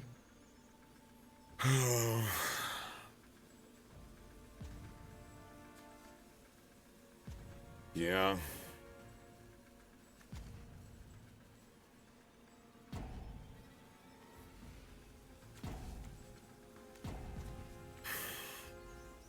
Worst part is that they can just move that I know. equipment afterwards. And like, if they move it on to Chizak, that's like... I'm thinking about holding... That's where it's going after, swapping over. I think the only reason why they haven't swapped it over is because you don't have any reach or flyers on the board.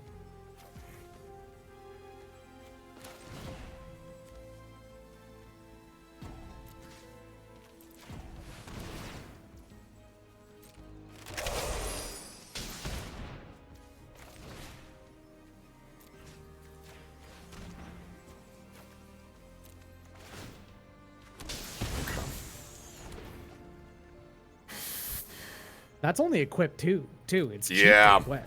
It's really good equipment. Yep, there it goes. Okay. Really, really need that. I want to draw... Oh, God. Well, that ain't it.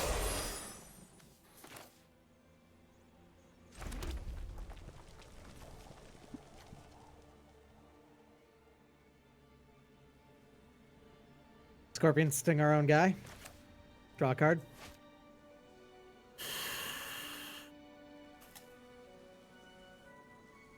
Scorpion Sting is Swing theirs. all out, see if Relentless Assault wins. Yeah. Yeah.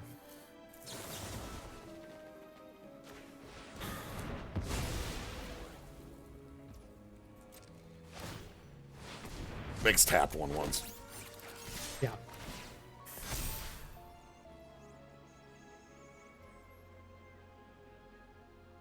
If they choose to double block the 2/3.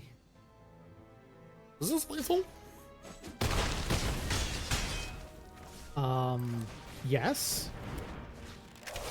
I think it is. Yeah, it is. Thankfully, Rizna got 2 +1/+1 counters. Okay, whew. Barely lethal. I am so happy to be able to find the out on that game. Holy crap. Like... I'm sure they weren't expecting double attack in. I'm glad though that worked out. Whew. The only way they could have improved their block would have been like blocking on this twice, but that would take remove 1 damage. We were still lethal. Yep. Oh God. Okay. Woo! They could not do that all day.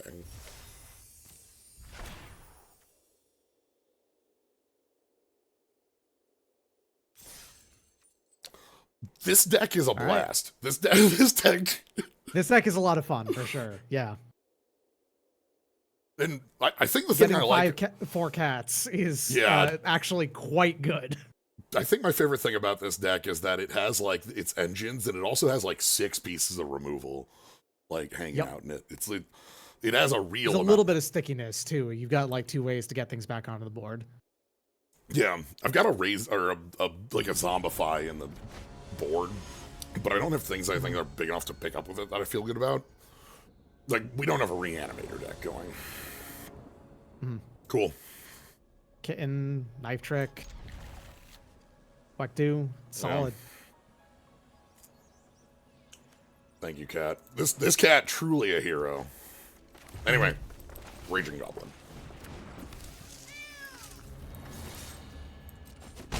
This is one of those card designs that feels like it can very easily be overlooked at how good it is, you know? Ooh, you're great to see. So end step, we get to Wektu.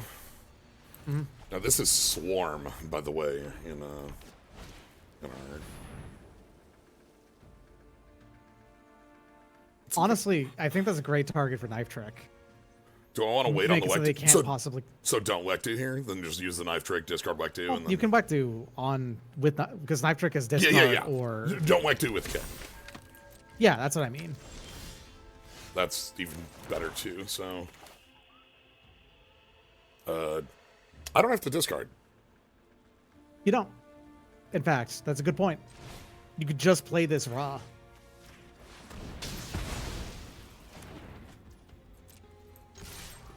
Like, the thought I'm thinking is that, like, we can go Cat, discard Wektu, Vigo, pick Cat back up, like, keep going from there. Yeah, and that's perfect. Nice. And that was I'm glad that we pulled the trigger on that.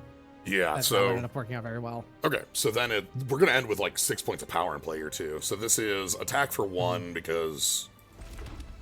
Yeah, attack for 1. By the way, Cat, that's 4 points. We have Vexing Deviled our opponent with Skin and Kitten. All right, so we go Kitten, discard Wektu, draw Wektu, Vigo Cat. I probably should have. Again, I forgot to add the green somewhere in here, but like whatever. We don't. We need like 1 treasure token in the deck. Vigo's face is fine. Vigo's face is fine. You don't need. Yeah. Yeah. The backside is I didn't even when attack sack another creature. If you do draw X cards, put a permanent X. That's so much. Stop. Why is that text so long? Sack a creature, draw X, where X is its mana value. Okay, cool. And then you can put something from your hand onto the field where the X is also their mana value. Interesting. Interesting. Enemy colors in an allied color set. Okay. Yeah. Might just be off a color too.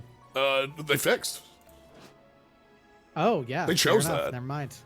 What? So we saw swap life totals. That was one they were. I think the other one was like a pile of O-rings. Okay, that's like pretty good.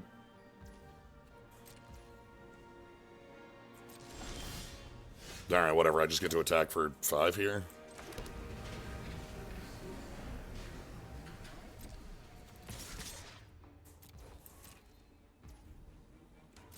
I don't think it's worth using Relentless Assault for another 5 here. No, not yet. Oh. Use that to kill your opponent. Yeah.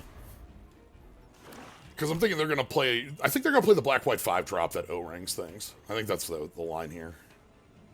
Oh, we have the Demon Caress for that, so that's not a big deal. That's why I'm fine with this. And if they target Vigo specifically, I mean, we just sack the kid. Yeah. Love you, Cat. Come on in. Yeah, sure. I guess you're in webbing. Make a 3/3. That's the usual off that. Yeah, make a 3/3. That's the usual off that. And then play it again, plump the team? No, crime scene. Okay.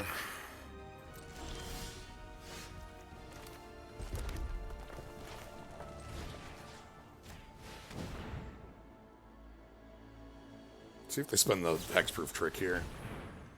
They did. All right.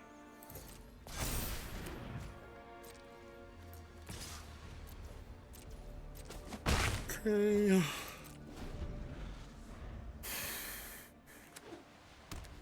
think I'm willing to, like, chump with Cat. Sure. Okay. Oh, they're going to give that a 1/1 counter with the ref. Yes, they are. That makes our flyer a lot worse. Yeah, okay. I will take 3.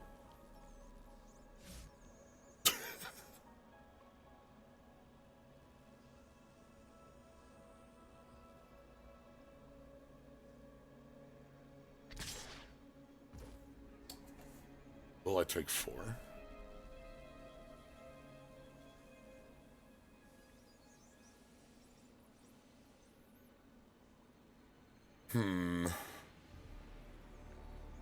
Thinking about block and sacking. Yeah, I'm thinking about block sack. I'm thinking about...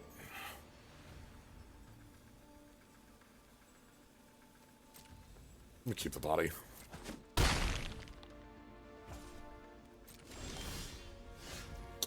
Nice. Ooh, okay. That's a big body, so... Sack the cat.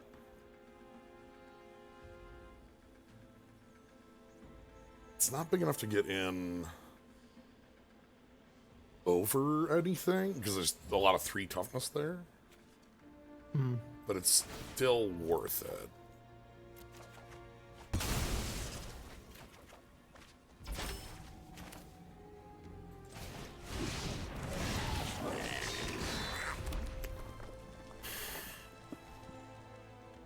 Yeah, the attacks just don't really work. We need to get our opponent to overcommit and then relentless assault to kill. Yeah. 3 cards in hand. I've got the surveil if we need to take a turn or 2 to find something, but we don't have much time. Yeah, okay. That's bad. All at us, please. Come on in. Water's fine. Water's fine. Come on, you can all out. Or just sack with 1, actually. Okay. Come on. All right. One more. We just draw a kill Okay. spell for the last. A removal spell wins. Yes. Like any of our kill spells does it. All right. Blue. Ooh, Morbin. Morbin here being a edge. Yep, he's a monoist, Yeah. I think. No, a Drix. Is he? Vampire. Like we're like this is definitely like monoist. Like, but it's like feeding from the void. Yeah. So we're smoked here. Zasurian. Okay.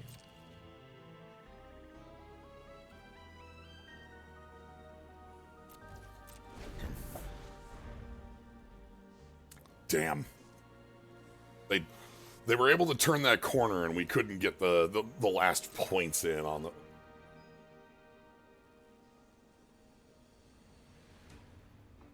Now, do we have a coward? No coward. All right. Not a coward. Not a coward. Okay.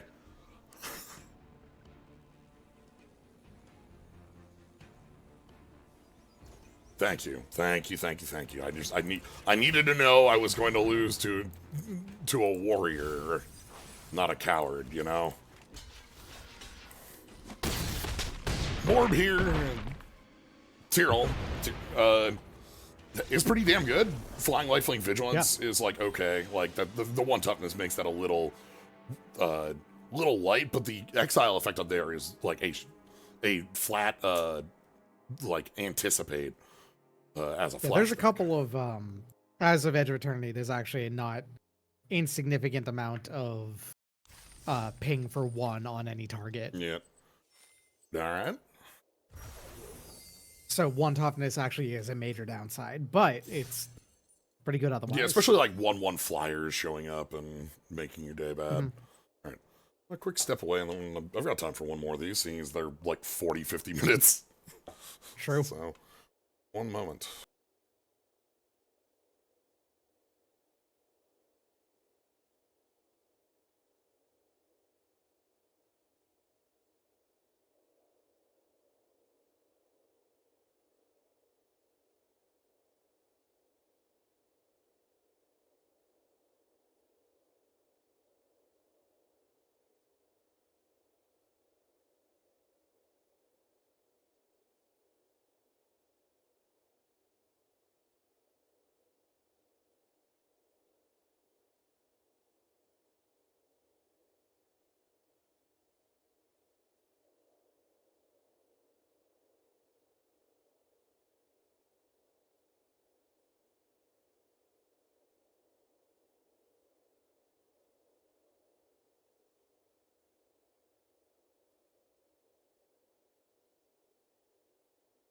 Oh, he'll be back in a moment. Hello. To thank. Thank you, Scattered I on for the forget raid. it's been a raid. Howdy. We just finished a draft and are about to start a new one. Hi, everybody. Yeah. Sly here, Doc's with me. We're doing drafting. If you're new here, this is what I end up doing on Fridays and Mondays are cards. Usually it's Slay the Spire on Fridays, but new Magic sets, so it's take a little bit of... God, they announced that they're doing a expansion for the board game. Slay the Spire board game, which is quite fun. They're doing a Downfall official expansion, which I think is very cool. That's really neat, given that that starts as a fully fan project. Yep. Wonder if that means that the Hermit will be added as an official character it's on too. on the box art. Excellent, because the Hermit has like kind of been the unofficial 5th character of Slay the Spire for ages. Man. Let's jump on it. This has been a solid. This has been a fine draft format. It's been, you know, it's going. It's doing things. Whenever a villain enters, plus counters. This is the swap. I want to try something different, which makes me think I want to go like. We haven't played blue yet. Yeah, pick this and like pick villains. Scorvus or even Scorpion Sting, because this is kind of the color combo I want, and Scorpion Sting is a pretty good thing I have there. See if these come back around. Okay. Yeah, the card I would want out of there would either be the Lookout, which has the Connive, or the Scorvus, which also has the Connive. Scorvus was doing good stuff for us with 4Cat. Love you, 4Cat. Thank you, 4Cat. That draft was so much fun. Yeah. Yeah, this has been like, oh, hello.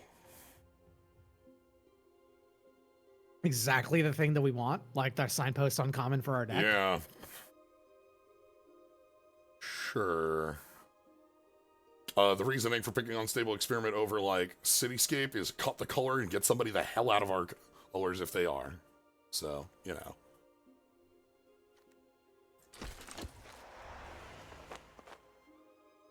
This is cute. Yeah, thanks for the raid. Appreciate it. But yeah, if you're new here, we got cards. We got number of RPGs throughout the week as well. You can see on the schedule. Been playing through on Dragon Quest Wednesday. That's been our playthrough of Dragon Quest titles, starting from 1. We're currently nearing the end of 7.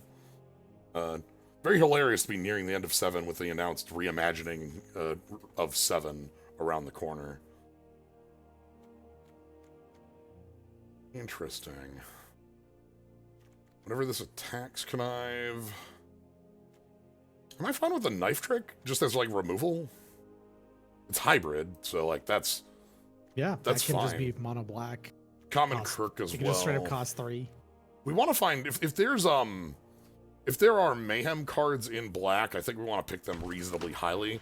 because we have a lot of ways of like flipping through them. Yeah, conniving does discard cards, so. Yeah.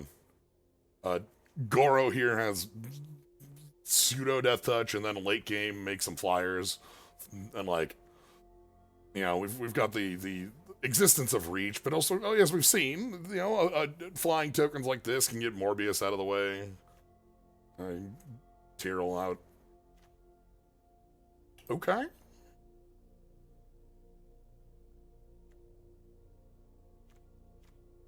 Honestly.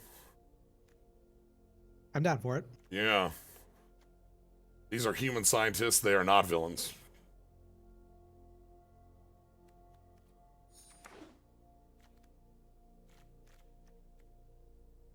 This looks like a deck that... They're not villains. Those are just some guys. All right. Mob Lookout. Sure. I'm gonna pick this as a sign to, you know, stay out of the color. I feel like in this, signaling is a lot more important. Like, you need to be reading and responding. White, by the way, is the open color. I guess I'll pick up some of the pieces for it. Yeah, perfectly playable white cards. Yeah, we saw Prince referee's been doing things, and then we got one cat. Gloria, Glory. When you attack, 1/1 counter on attacking creature. Wow. You'll get the entire and glory, glory, Glory. Oh, I love that video so much.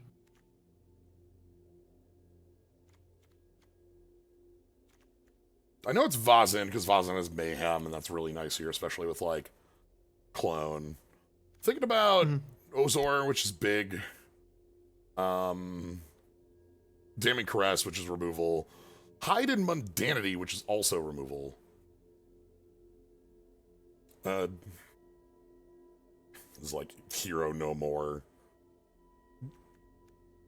And it's also God, what is that, the name of that card? The one that's, you know, changes the name too. Yeah. This one gives it Defender.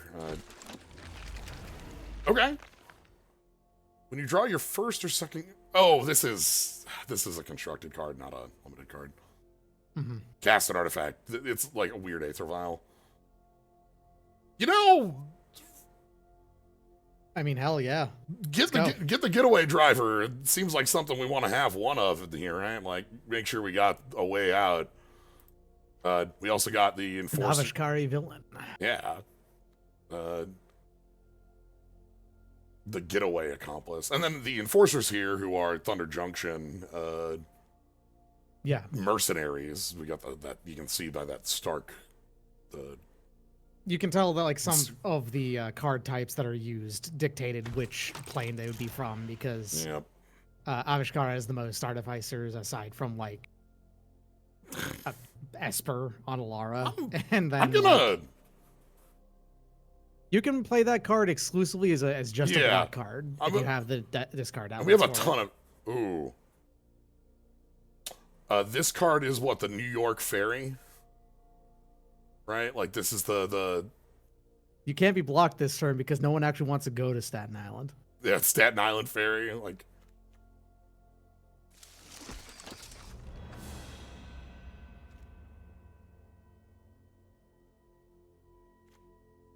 Sure, counter... I can squint and call this Mystic Confluence. You have to squint really. I'm squinting. The New York Ferry. Yeah, uh-huh.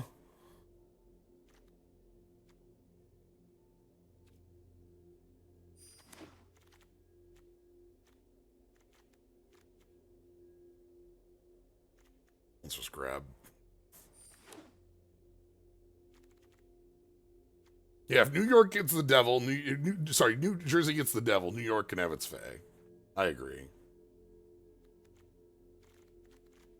The thing I'm feeling with this is that we have like I need more of an identity with what we're doing. Conniving's powerful and cool. you have the blue and black cards, but you don't have a plan yet. Yeah, you like know? yeah, conniving is like powerful. You get to draw through your deck, find your powerful things, but like, what's the end state? What's the payoff? Yeah, where are we going with that? I think you successfully well, cut blue from the deck. Okay, all right. All this. So, this is Debtor's Knell on the, or I guess it's one-sided, so not from your opponents, but this is definitely worth it. Wait, okay. Harness is You have to sack exile a creature you control to turn it on, and then once it's on, it's pick up a creature every turn.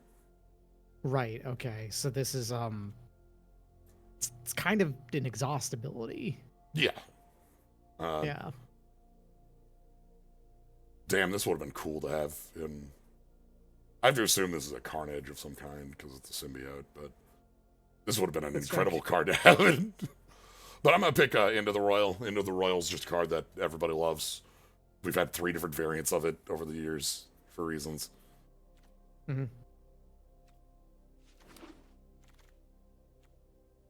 Lava Brink repels the Magmaloth. Yeah, that is in fact Carnage. Carnage Crimson Chaos. Yeah, okay.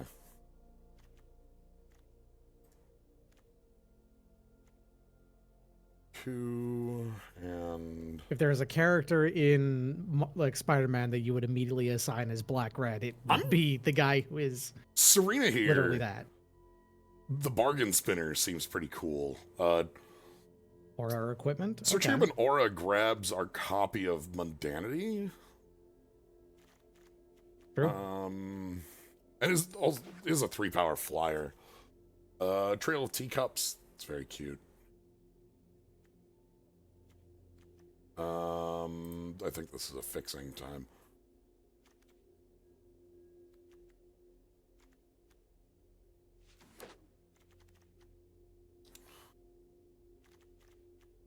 Yeah, I feel like we've just got like cards and less of a.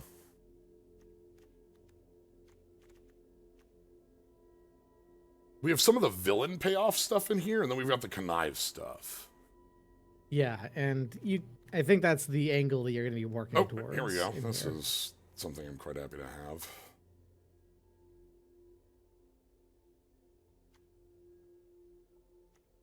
Really funny that I feel like they couldn't figure out how to make symbiotes completely magic, so they just decided, there's a symbiote. Just symbiotes themselves are just in magic. Well, yeah, there's like a plane that all the symbiote cards are unitedly from, which is its own thing. Mob Lookout, and do we have a research team? I'll pick a research team because I don't have one.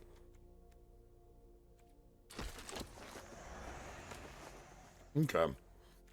Just having, like, you know, Terminus here, which is our, like, Debtor's Knell slash, ooh, I'll take that. The other one. Extremely rare instance, by the way, of unconditional black ramp. Yes. This is a piece of a long cycle. Yep. You can expect to see other colors with rocks that have similar setups of don't expect the cost to be the same because flavorfully it'll be like this card flavorfully is matching a specific like Marvel card, which is why it's like exile a creature and then it returns. So like expect a blue one that has a different cost but still turns on in a way. A 5-year cycle is weirdly one of the things I like a lot in Magic. Like long-term cycles I think are really nifty because they give like a little bit of a treat that might exist in the future. The one I'm thinking of that we had recently from Edge of Eternities is the Arch Enemy's Charm. The Arch Enemy's Charm is part of a long-term. Didn't start as a cycle. The tripled monocolor charms, right, that they've been printing? Yes. Yeah. We have the Archmage's Charm and the Archdruid's Charm. This one is like, Archmage's Charm wasn't made with the intent of a cycle is coming.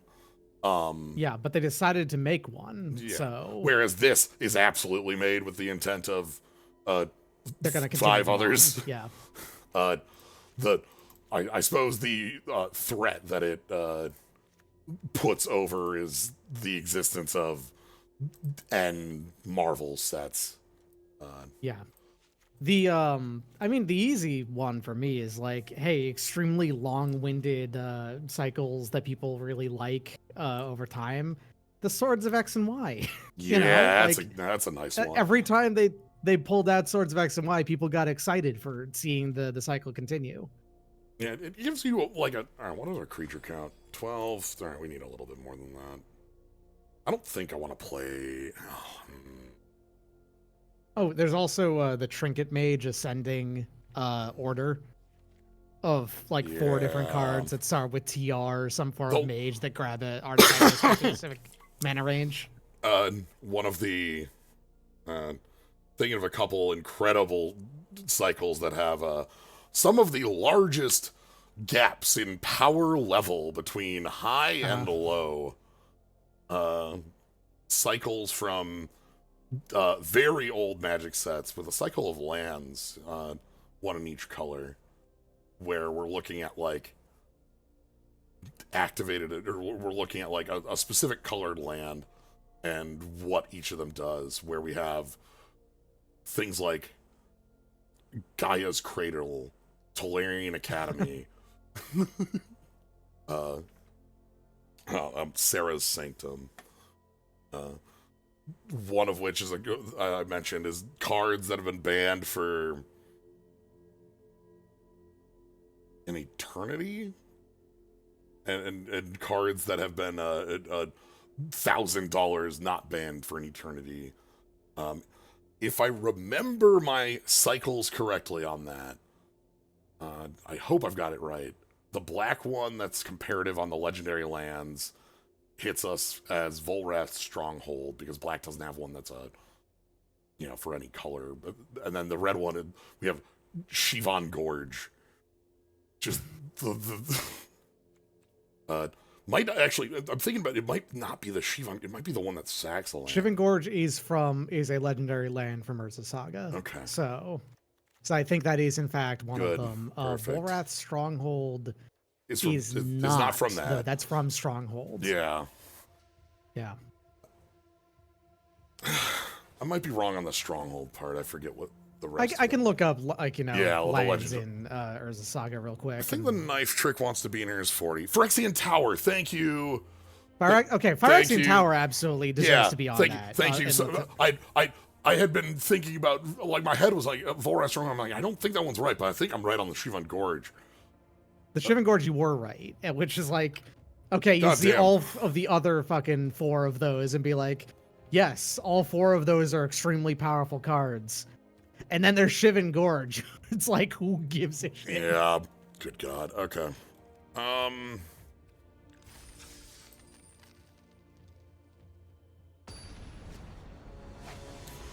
I'd forgotten about Phyrexian Tower. That card had some interesting play when it had its reprint fairly recently.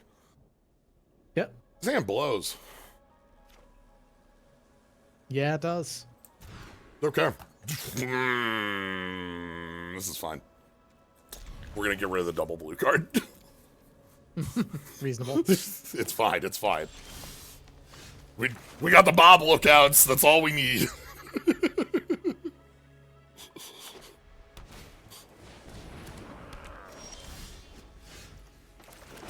Man, Tolarian Academy is such a card, though, of those. All right, let's go ahead and discard the... Yeah, Tolarian Academy is the only one that's still banned and everything, except Vintage. As you'd expect. No locks. This has a... This cat... Is a Ruwala? Is a Ruwala. Except it's also activatable at instant speed.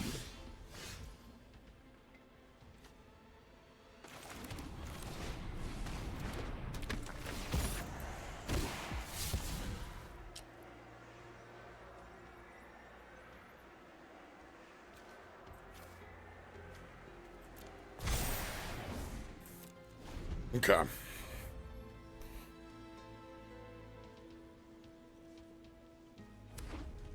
Red. Uh-huh.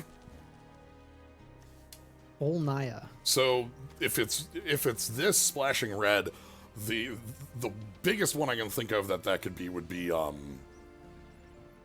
Miles Morales flip card.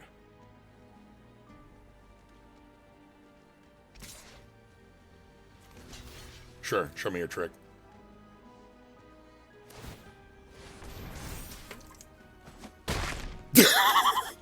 Shock?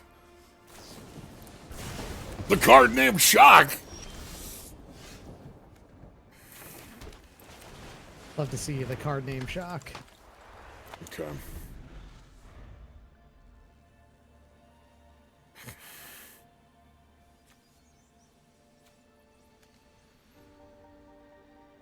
So Carlo here is our long-term win con in this deck. I think this deck is missing one of the nil villain recursion cards. That's fine. We got some big top end at least. I assume Carlo's dying. If they have a kill spell, then Carlo dies on the spot. Okay. What are we doing? I just realized, what is the background of this one? Yo! What are these slivers doing? This is the lab for the Jackal card. Anyway, this Oh, interesting. there's a green blue card that's themed as like Reviver of the Hive. By the way, Got it. Laszlo here is the accuser, so you get the suspect, but this is J. Jonah Jameson is the... Of course, yeah.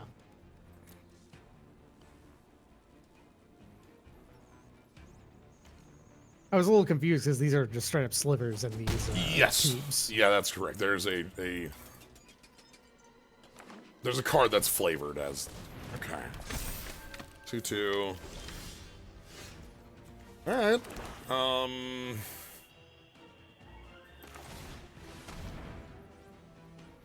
Lifelink and ping. That's fine. And then... I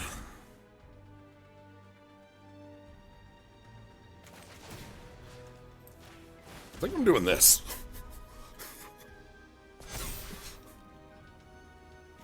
Get through my 2/5 Death Toucher. No.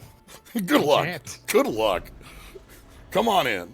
Well, it only death touches on the turn you play it. Oh, is it? It doesn't do a Death Touch counter. Ooh, okay. Nope, just on the turn you play I'm it. sitting here thinking of Renew, the mechanic from Dragons. Right, the one that gives it like the mechanics on the card. Good as news. Well. Yeah. It's fine.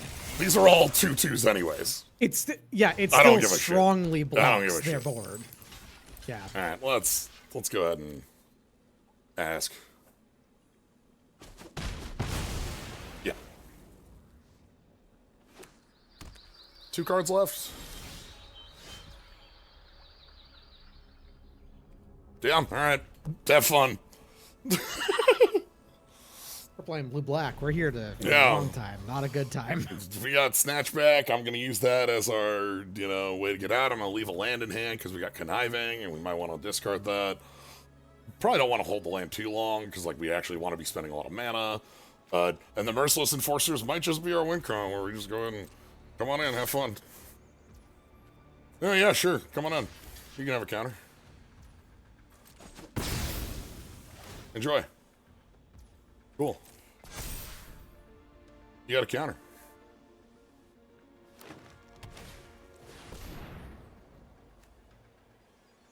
This is an instant.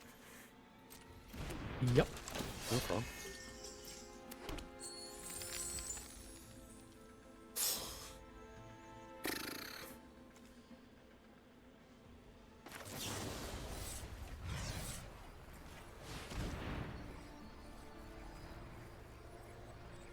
Love you, the mechanic called Kicker.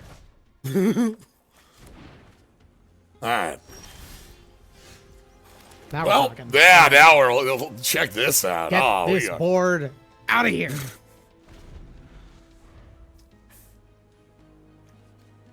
We can chill forever. Uh-huh. Yeah, sure.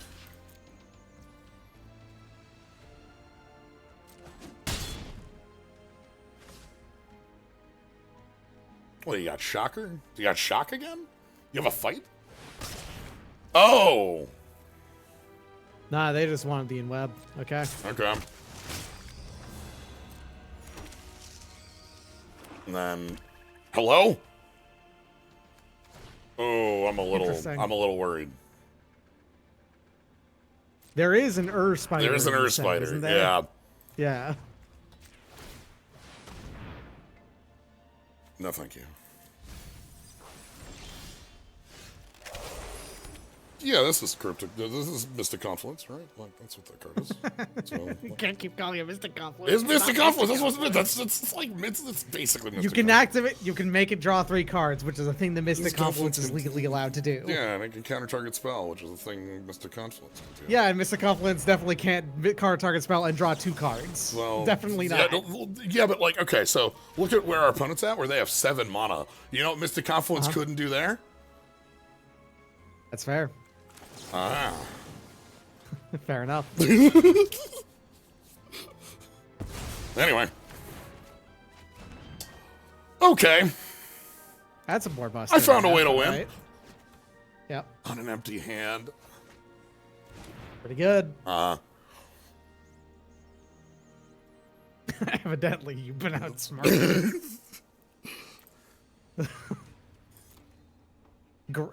Gator Cop is like just, staring at me in the face. God, this says hexproof too. Yep. Yeah, this is gonna be good. Okay, I think that's our win con. Yeah, they do have it. With even They do have it. they absolutely wouldn't be playing the 5 colors otherwise. We have to hold this. Mm-hmm.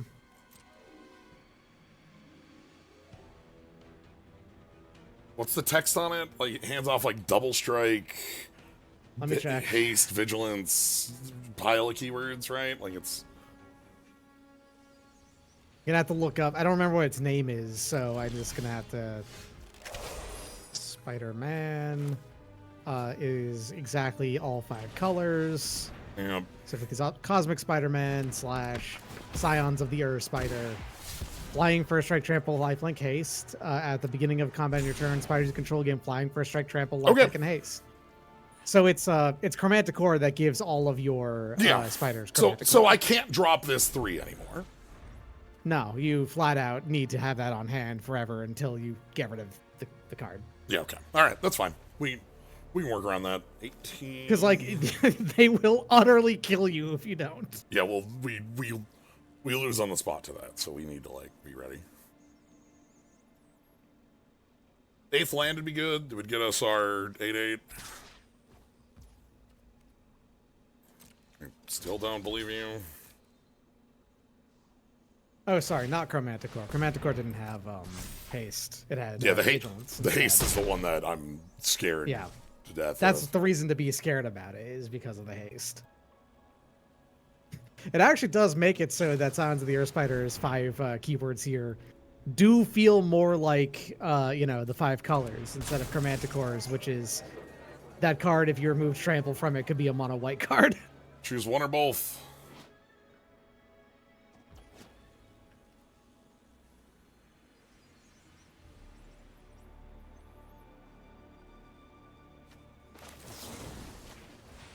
No.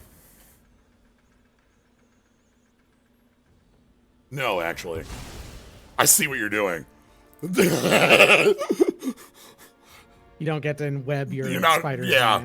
No, I see it. I see the line there. You pick up. Yeah, say uh-huh. Yep. There it is. Yep. No, thank you.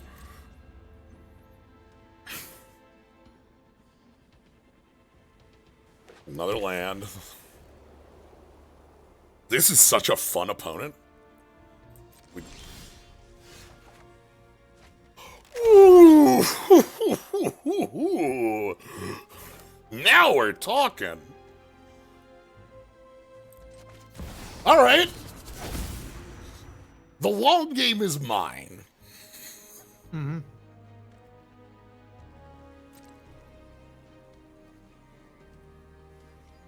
think Spider-Man is earnestly not just for the fact that I like him as or them as a concept. Also, just earnestly one of my favorite uncommons in the set, just because of how effective that power, like. If you need, also like setup if you need a 2-drop to enable your 3-drop in webs, you have that as well. Okay, so we're gonna be surveilling everything away for the rest of the game. Like that's.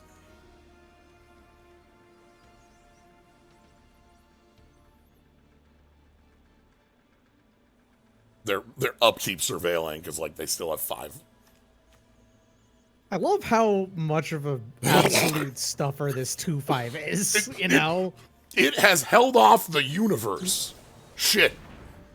There it goes. Uh-oh.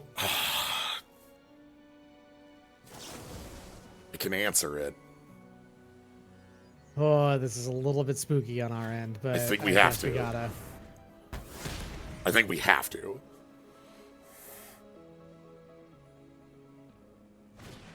Yeah, you play your cat.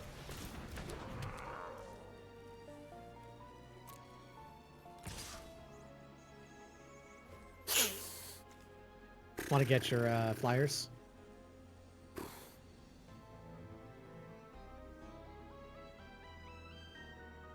I might need that as the thing I'm exiling for.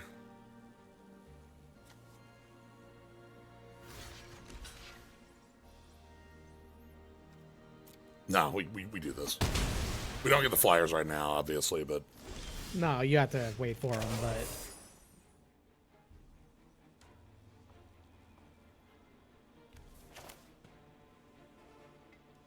Alright, Hexproof 8/8.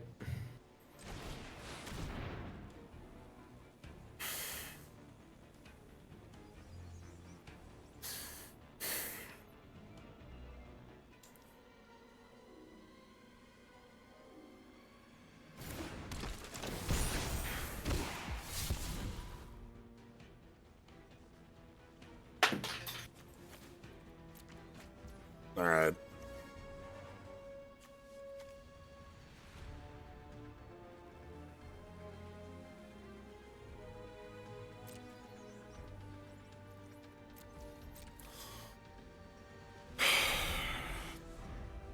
So yeah, we had to drop shields.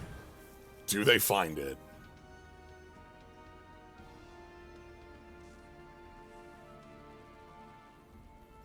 Well, last stream was a cat stream, but Chloe did just pop on over, so... Okay, shock. Now this is also a cat stream. Shock to grave, draw a card. Deck is currently 17 cards with a known bottom, so 16 cards. Okay.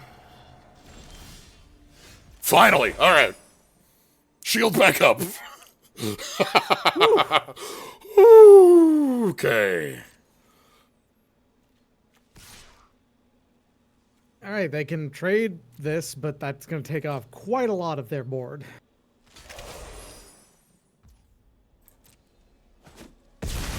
So the actual thing we're going to have is that we get to end step Terminus. If we don't counter, obviously. If we have to counterspell, we have to counterspell. Sure, whatever. But, like, that's the point of counterspell. Yeah. Okay. Yeah, they are currently also just searching for it at this point. Yep.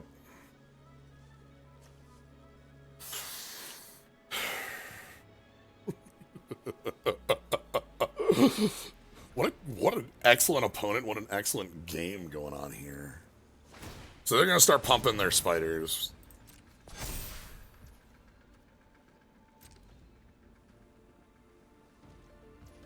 And we are going to go ahead and Terminus here. Guess it's got to be Carlo. I'm going to get rid of Carlo so we aren't conniving forever. Yeah, because you also don't actually want to deck yourself out. All right. Terminus active. We're just going to pick up Merciless Enforcers. That's what we call a win con. True. I mean, also swinging in with an 8/8 every turn is also kind of a win con. A little bit. It's kind of a win con. It's a little bit of a win con, especially when if they kill it. Like, guess what happens if they kill it? You know? Yeah. I have good news about what happens if that card dies. Yep. Ulamog's Crusher is a win condition, is the thing. Yeah. And they're... I hope they have a counter spell for when we go for this. They kept it on top? Is it time? This might be it.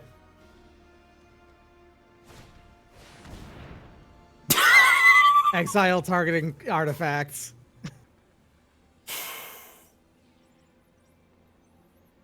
We have to let that go, right? Yeah. The 8/8 and the Enforcers are still a win con. You don't need to do the thing every turn.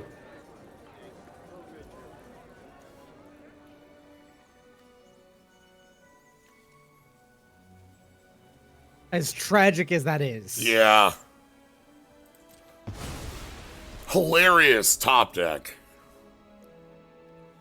Well, they were surveilling for it. It's No, not like they right. can't have done. But I just mean like the existence of the card. Yep. On that step, there's no, yeah. Why not? Go for it. We can't fly over because they've got like a thing, but oh my god.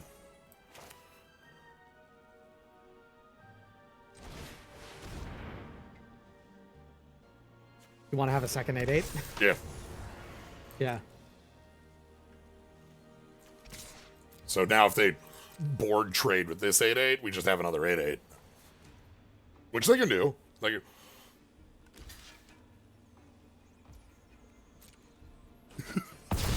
they are playing to their out, which is, you know, find the Spider. 14 left in deck. Funnily enough, at this point, while it is very powerful, it would not win them the game for drawing and playing it. This is the only spider they control. Yeah, that's what I'm saying. They don't have that many spiders. And Yeah. everything aside, it is just a 5/5. You know? Alright. Go grab They another. have By the way, manipulated something resembling. check out their deck. Yeah. We got so many, like, ways to go find all of our pieces here. A lot of good stuff in their deck, just like general. I think they first picked Miles, is what I think they did. And then they got Scion, like, in pack 2 or 3, because they seem to actually have a pretty solidly, almost fully 3-color deck with a base in green.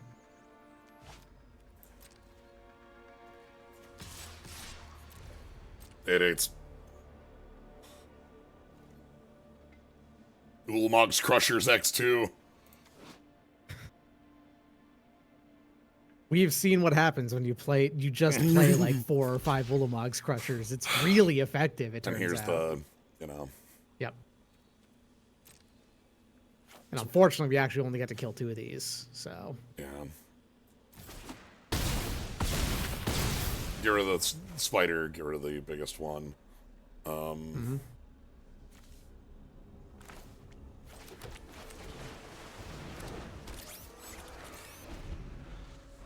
6 life. That's fine. I want them to have it. I want them to find it. I know.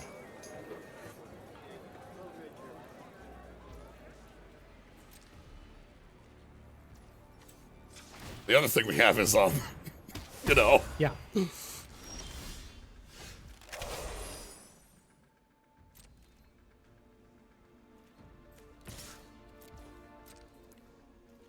This is how we make 2-hour drafts. Yes. Play extremely slow blue-black decks against extremely slow green ramp decks. Yeah, green 5-color piles. Okay, they're finally on Sanctuary at their end step instead of Sanctuary at their draw step. Another Miles?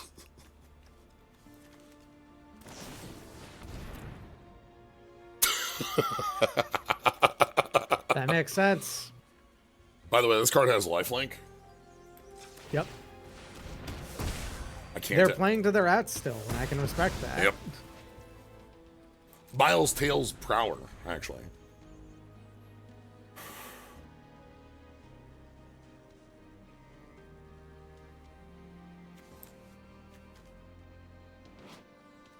Miles the Tunnel Web Explorer.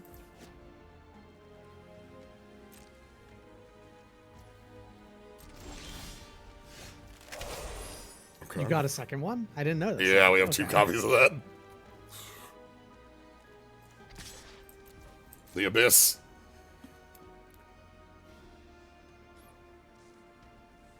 Goodbye, cats.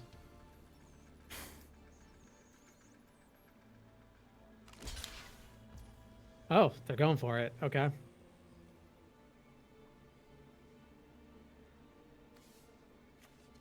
Could remorseless coup one of these and then just, you know, keep it on hand. That just ends the game.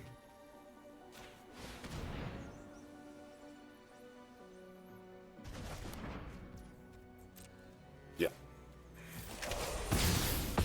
They don't even have spiders anymore. Yeah. So it's just a 5/5. It's just a trample reach. Yeah, you know, just a. It's just a Baneslayer. Don't worry. Just a. Come on, Baneslayer Angel. I need you to play it. Haste. Oh, no, that's not it. Come on. You got another spider at least. Come on. They dug through so much of their deck. I know.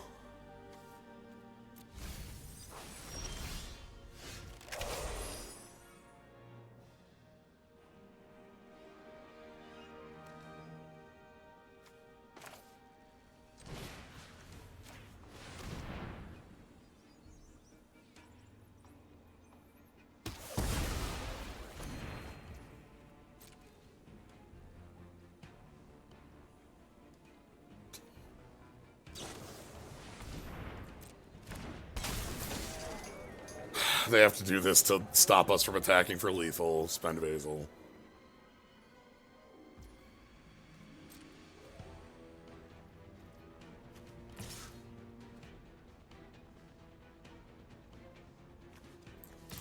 They managed to sneak out one last turn. Yeah. I respect it. Keep it on top, please. No. Oh, that lets them do one last check. On untap. So they'll if it's in the top 2, they'd be able to cast it.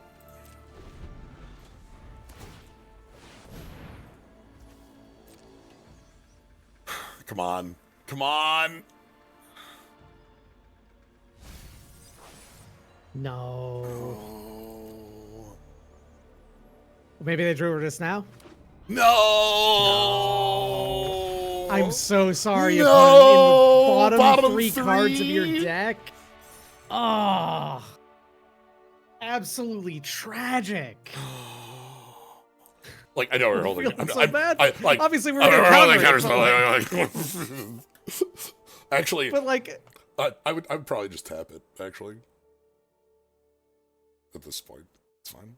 Yeah. I'm sorry. Oh, I wanted to see it. I wanted to see it. I love to see. Also, just like looking at what our opponent has, we've got we've got Naya pretty solidly. Like, yeah, that's what I was saying earlier. I think what they did was they first picked the Miles Morales Spider-Man in here somewhere, yeah, maybe, and having like, and then like on like pack 2 they opened up Silence of the Earth Spider. We are is my guess. We're definitely the villains. That's what the deck says. Absolutely, you are 100% the villain of that game. This deck, I really love like my play of like, let's make a 2/5 Death Toucher that doesn't keep Death Touch. Anyway, 2/5 is the most important body in the universe for the next 30 turns. Never died. Like, you cannot punch through a 2/5. It just doesn't happen. I'm pretty happy to see Terminus on an opening because that's again an unrestricted. It's extremely funny that it's indestructible and yet they. And then they answered it. Yeah. That card they hit it with the Yeah, this was now Archivist. That's a really good 4-drop. It's also like a pseudo E-Witness on the pickup too. Yeah. All right.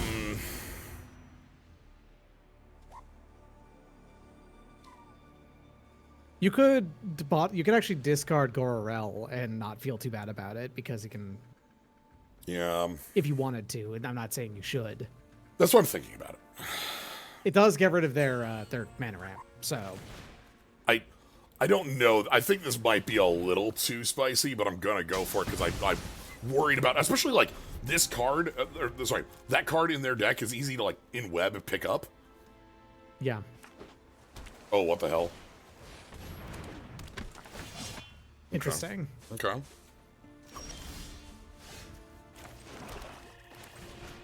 Hi, Carla. Let's go.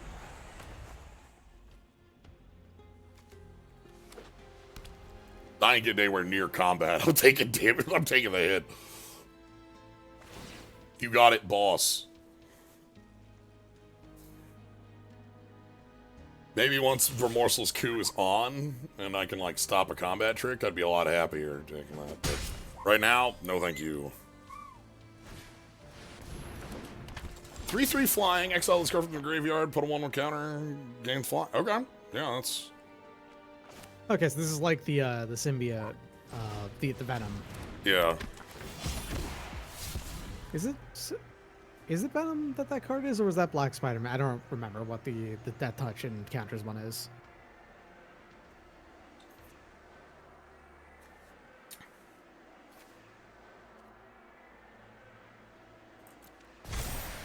Okay.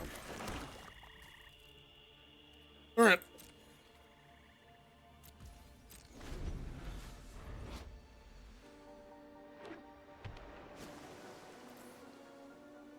I'm fine taking a lumps in the air for a little bit. We don't have double blue. Oh. No, you don't. You got a lot of black, but no Interesting. blue. Yeah, interesting. Well, one blue. Yeah, we need second blue so we can actually use... That's smart. Fine. Okay. Well, too mad about that. Means they're swinging in for 5 this turn, pretty sure.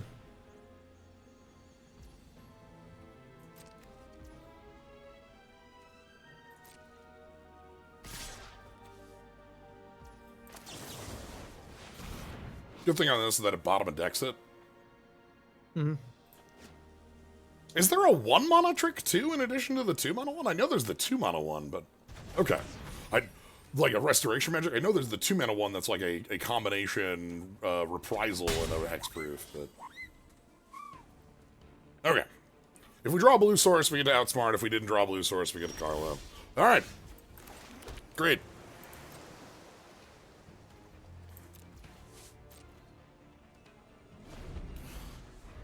Sweet. I'm super happy about this. You can also, if you wanted to, just end step make flyers. Yeah, make some flyers. Flyers are good for having the Terminus sack. Yeah. You gotta tearfully give up this robot flyer to activate the Soul Stone or whatever. Yeah, we gotta be so sad sacrificing our love. This look how cool, cute that is. It's a pretty cute little guy. I don't care. Yeah, I don't care about that.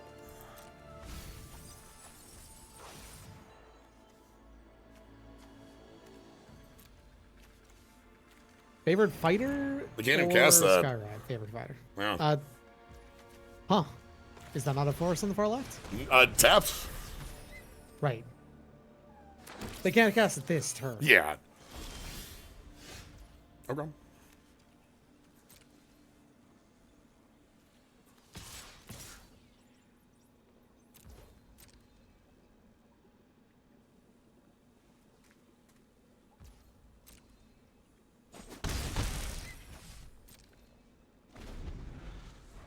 Okay.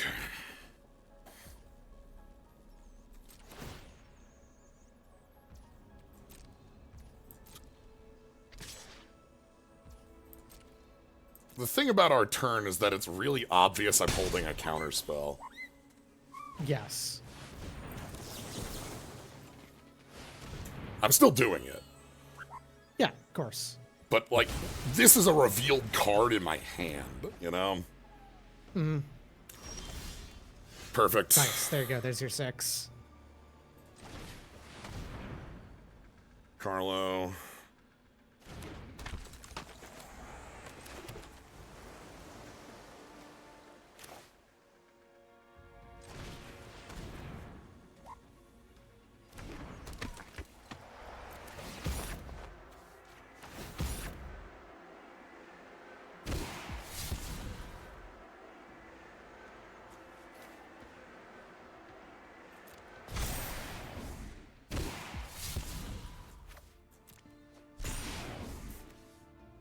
Exile a creature you control.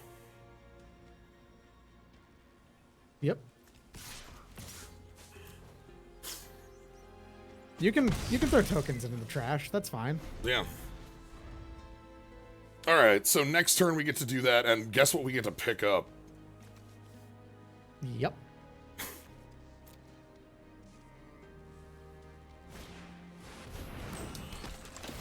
Not doing much over here. Principled Ref is just like pump your squad, and that's not terribly effective right now. Yeah, 3/4 first striker can't punch through a 3/4. Yeah, I'll block, and if you've got a trick, I'll let you spend it, right? Like, that's fine. Yeah. Like, especially with the Terminus as a bit. Yeah, cool. Yeah. Glad we didn't double block. All right. As long as they don't have that one wrecking crew, you know. They have. They're definitely splashing the green. Going off of having plays consistently in the white and blue, even though they did, pull out that favored fighter.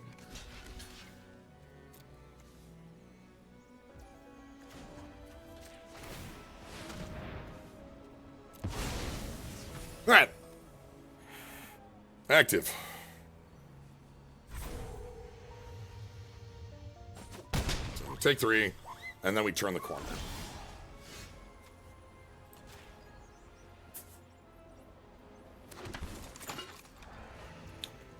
What a Nice. good draw. Want to play lands because this is also a thing I want to be doing. Yep. At this point, you activate that like every turn. Yeah. Because Once. it says deals 1 damage, but the lifelink obviously continues with it too, so it is a drain.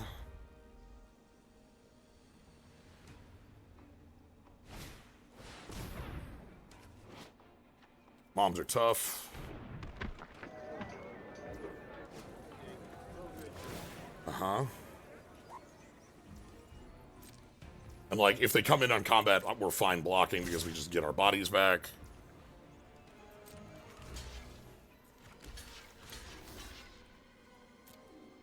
And we also are holding... And if they want to spend a trick, we can snatch back and just... Uh-huh. That's fine. Yeah, that destroys.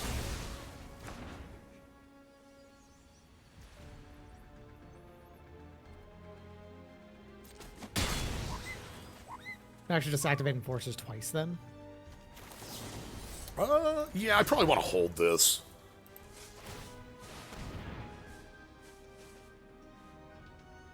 There's not a tremendous amount of difference between you spending it now and spending it, say, like next turn on your turn or something. Yeah. And this lets you use more of your mana for gaining a point of life back. Anyway. The getaway driver's back!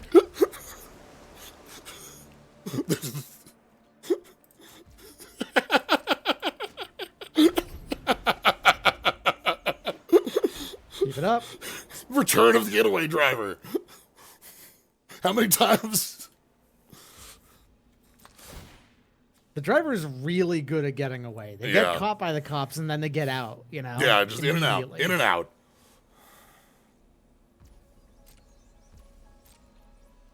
They're really good at the getaway part, not the stay away part.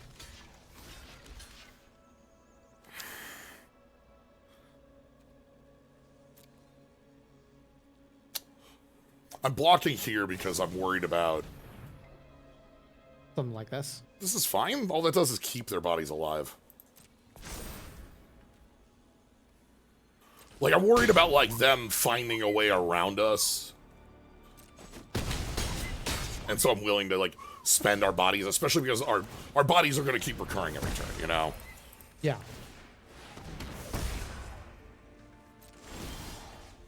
Anyway, Carla's back. Lands are perfect, too, because, Yep.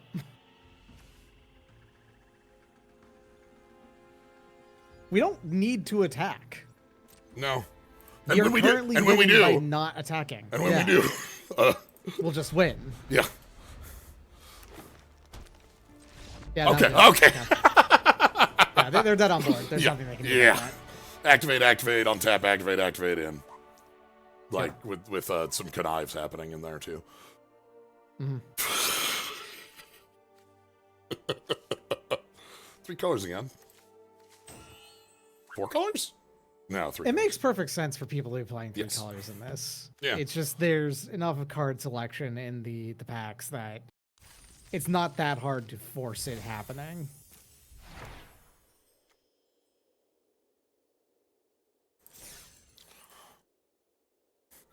Defeating the Terminus is very hard. The way you beat that is kill me before turn 8. Yep. Or But the if problem you, is that we're playing a deck that loves to go to turn 8. yeah, so. or if you're our first opponent, you can answer it. You can just answer it. You just have the answer's real. Apparently, you can just do that. It's fine. It is Danny G, the Bargler. Nice. Carlo. Ooh, maybe I can make him And easy to Carlo. play Carlo too, because you can connive into Carlo. Yeah, Carlo. Yeah, okay. Eat the rock. Yeah. Lead Island. You do have a double blue. I do have a double deck, blue in the deck. Yeah. Also, it hides the pigeon. All right, do you have a... Ooh. Okay.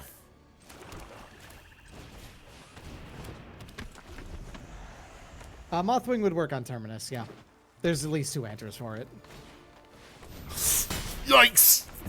Nice. That is Oh, nasty this is for you us. control, too. Alright, that is at least a villain right there. Couldn't leave up the counterspell? Also true. Because God, we can't even do this on 5 because of... No, we need to leave up the counterspell, I think.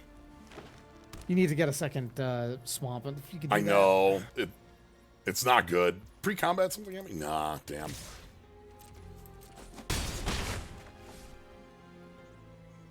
Pick up the pigeon. Play... I'd like you to know that this card in paper is pictures of Spider-Man. Yeah. In here, it's the ancestral carving with the treasure here.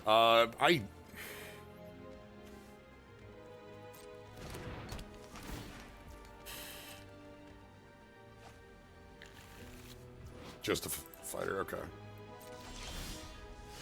Well, want the lifelinker. And we want to play a black card anyway, because, like, that's our restricted mana color. Mm-hmm. So we're a lot better playing that. So lifelinker gives us... So they're going to make the treasure. That's going to let them maybe play, like, a 6 or something. Ancestral carvings of Spider-Man. Yeah. So, combat. Yep. Uh-huh. Kind of...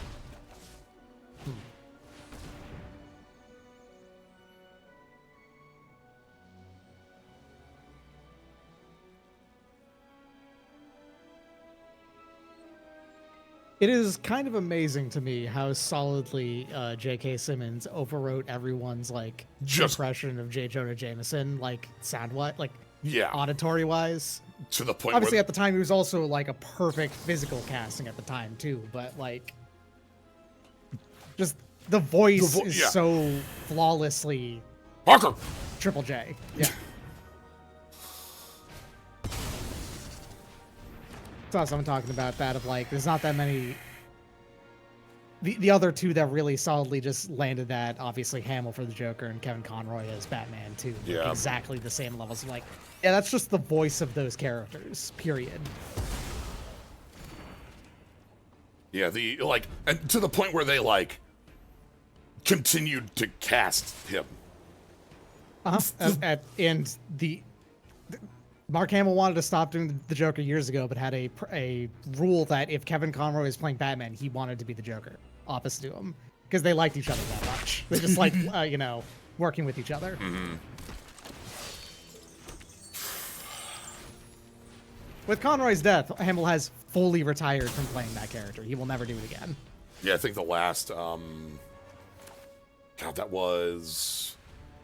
It was a couple years back, but... Nah, this should have been... No, the flyer is still real here. Yeah, I mean, this becoming a 3/3 flyer, I think, is still reasonable, especially with drawing the Remorseless Coup. Yeah. Okay. I'm sitting here trying to figure out how, like, because, like, I wanted to mayhem this, but, like, I wanted to play this, put the counter on. I probably would have been better off not playing this and mayheming this as a copy of, like, the Vex bots or something. I think that might have been a little better. But, like, we're just so restricted. That's bad. That's not good. That's a that card gives that flying. can absolutely That break gives the flying. board. That gives flying. Yeah. Okay. This has to be chumped.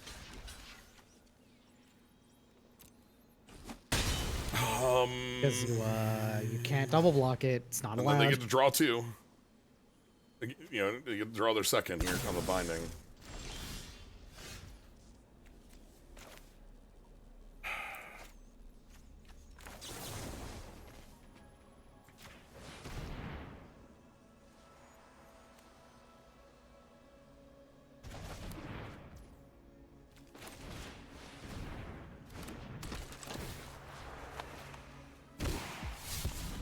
Sure.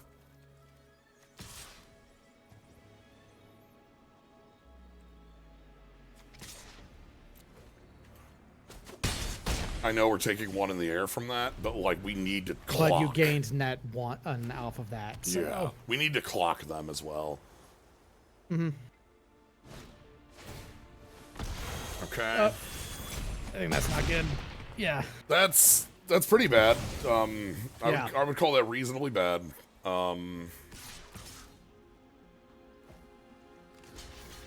Okay. Don't have a lot of time left.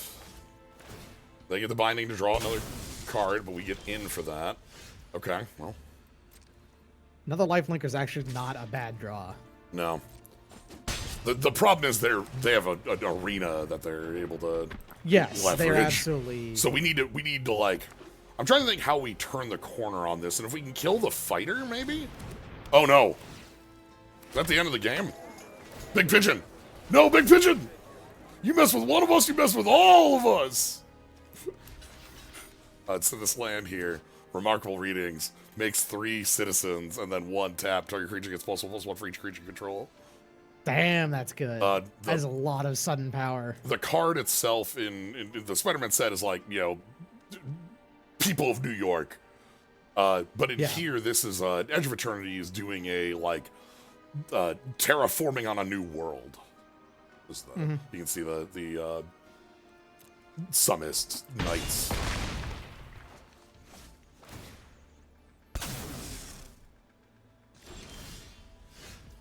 That'll do it. Get in.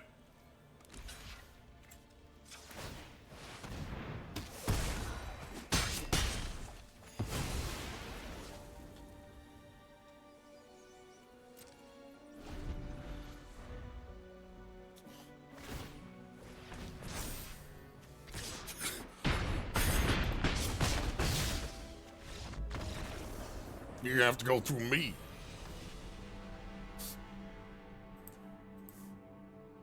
Yeah, it's pretty good. That did the job pretty well. Yeah, that killed you. That killed you hard. All right. Moving along. This is our 2-1 game. Fighting against the Dingus. Our opponent's going to be so good at Magic. A complete dingus? Absolutely no chance they are not. Yeah. Alright.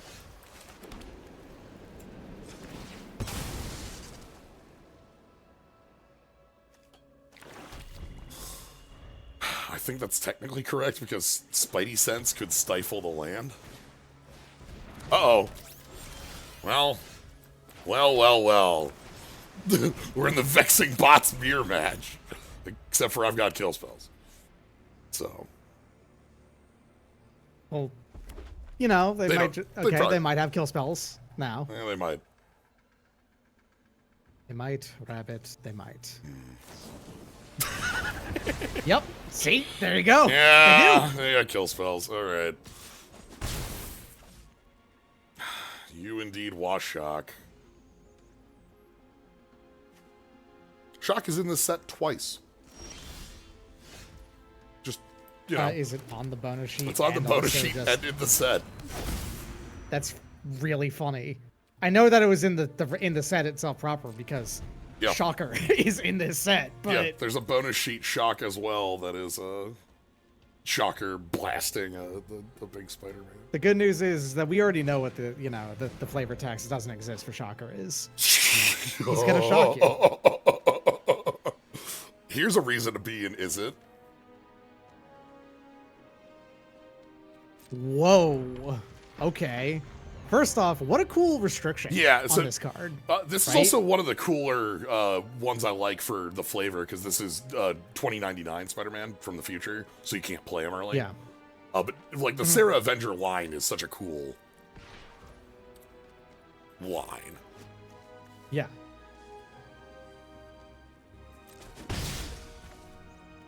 Alright.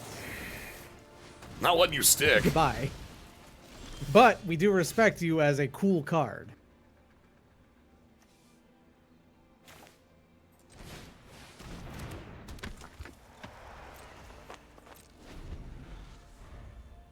We're gonna just play Carlo. Carlo, they missed the 4th land drop.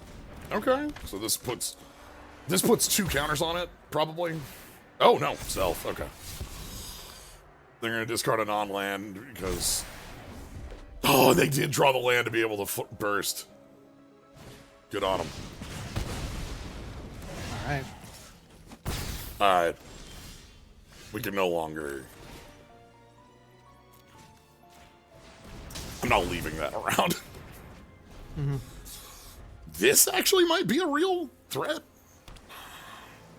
Just to play it as the card that it is. Oh. Okay, well.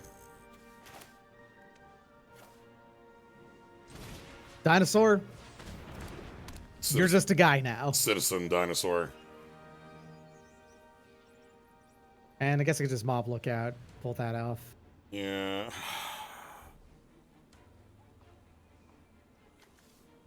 Thinking about like this I'm actually gonna hold it. The idea here is I want to go mob lookout, discard Vazin, copy Tethix. I know we don't have the land for that, which is awkward, but like, if we don't have it next turn, I'll pull the trigger on that.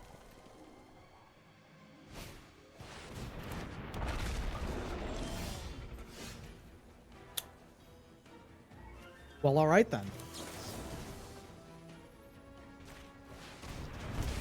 We take some damage for that, but it's okay. We'll make it back. Opponent's on 2 in hand. Okay. Draw, then connive. Oh, no. Oh, God. Nasty. No, that's kicking bad. Your ass. Kicking your ass indeed. Holy shit, that's bad. Like, when we were on 4, you know, it's like we're on 12, like, we'll make it up, but oof,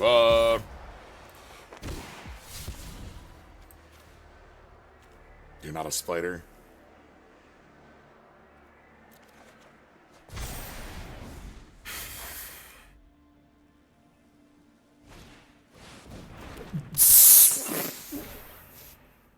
Yep. All right. I have a plan.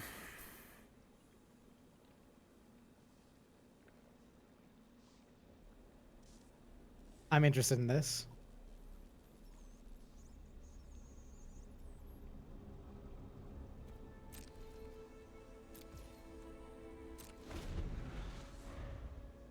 Pre-combat at me. Crap. The worst counterspell known to exist. Is it a good plan? I didn't say that.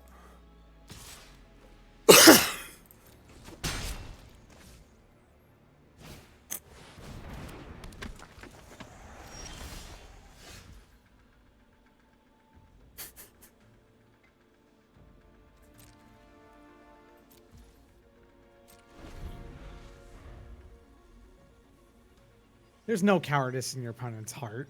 I, I'm pretty sure everything that they no, control they have their is a own. villain anyway.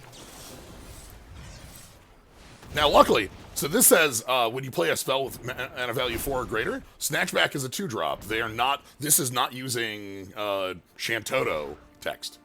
Yes. Now, this is using like actually looking for a 4-drop. Okay. Well, 2/2. Yep.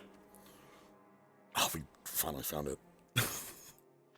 That one, I was so happy with our position until discard the goblins, and then it's like you're about to get crushed. The goblins are here. Okay.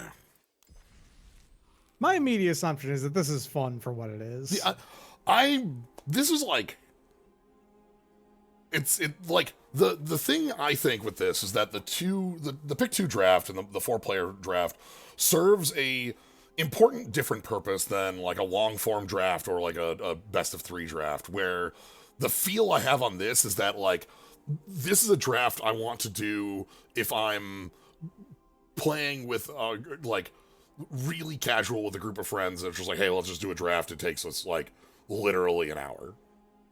Yeah. And like that's so easy to like set up and go. I feel like it's going to be worse in sets that aren't designed around it. And like no, for and sure. I also I don't know how long. Like I don't think that these sets will have the depth. But no, this is not going to have the shelf life of like a big even what we saw today, we saw today, are going in this.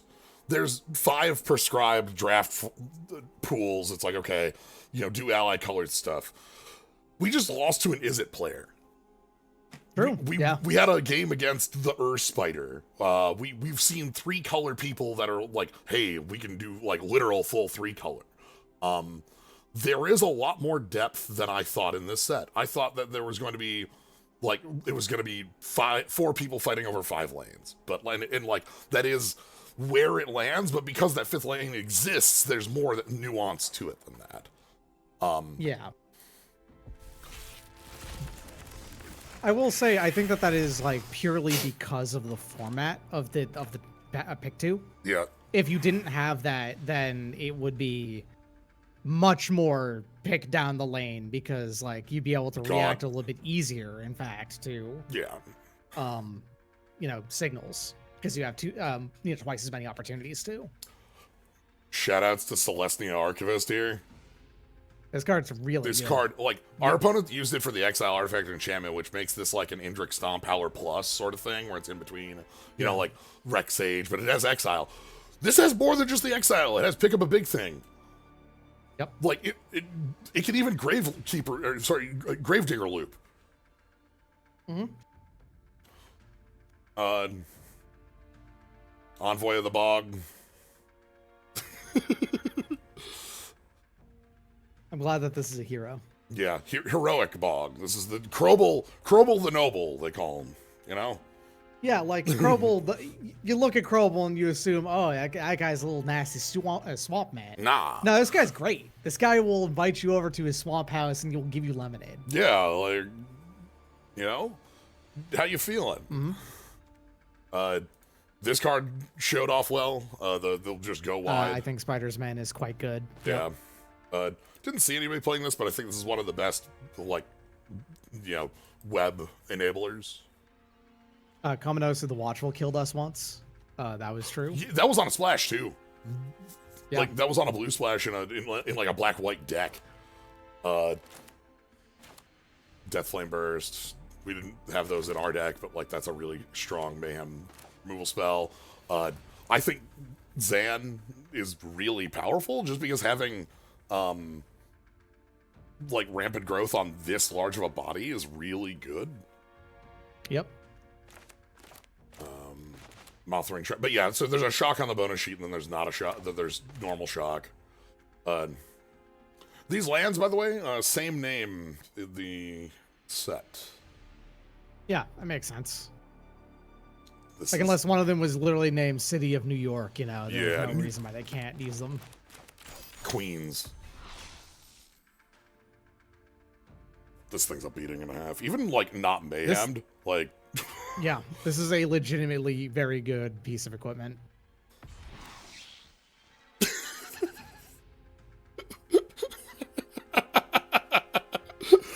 I appreciate the 7th edition ass art. Yeah, this is like I love the like wink point like you know ancient problems require ancient solutions. We got a big old hat that's the size of a house on my head so I don't get stabbed. They should have kept the bagel, yeah. Urban Retreat is also Urban Retreat. This cycle, it's a 2-card cycle. I think it's super cool. One of the coolest design set things in the set. Urban Retreat here is for this is like Peter's apartment. So it's on Bant. Tap land, Bant, like that's fine. But the ability to like ramp and like reuse a you know in web this land is really cool. You know, these were like before Triumphs, we had these just without that bottom line of text as Shards of Alara duels. So, the other one right here, thank you, exclusive nightclub, just as Mayhem. As Mayhem. Which kicks ass as a thing on a land, by the way. Absolutely, like, yeah.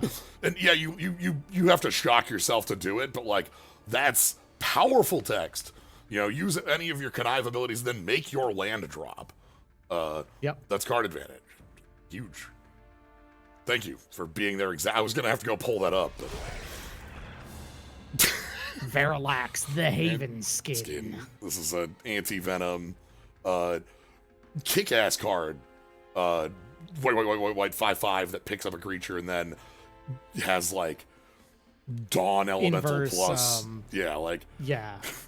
Huge. Inverse obliterator text almost. Yeah, basically. Like hard to kill, hard to cast, but yes. And Vigo. We Vigo's left side is worth playing on its own. You don't need the right side. Yeah.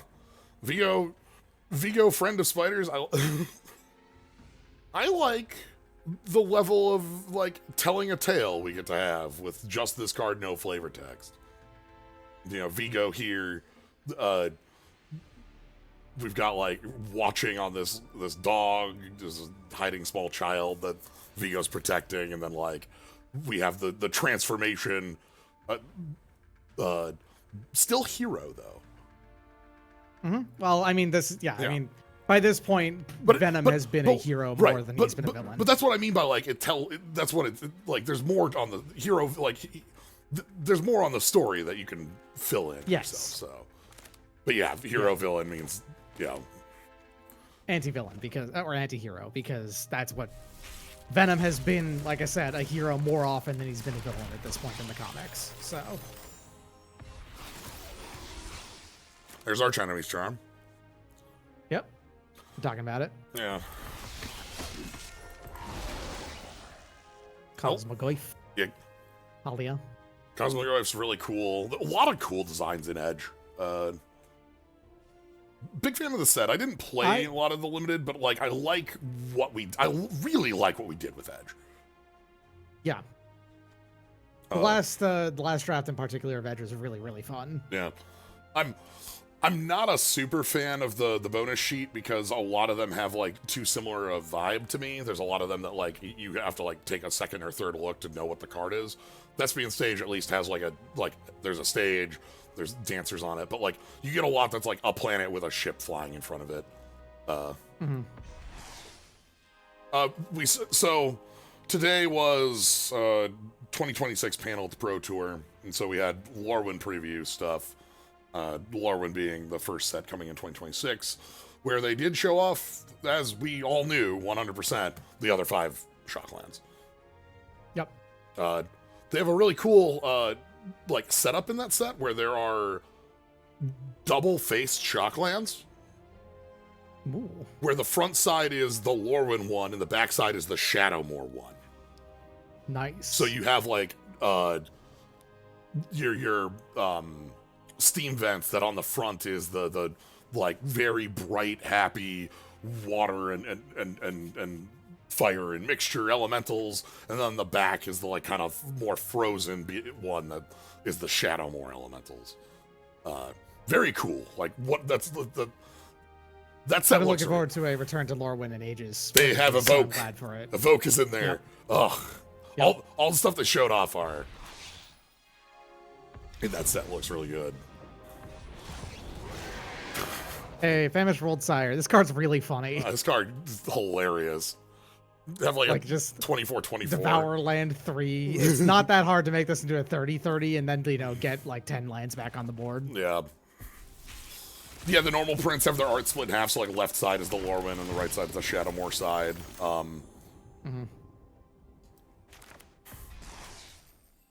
I think this card's good. Sarima. Yeah. Yeah.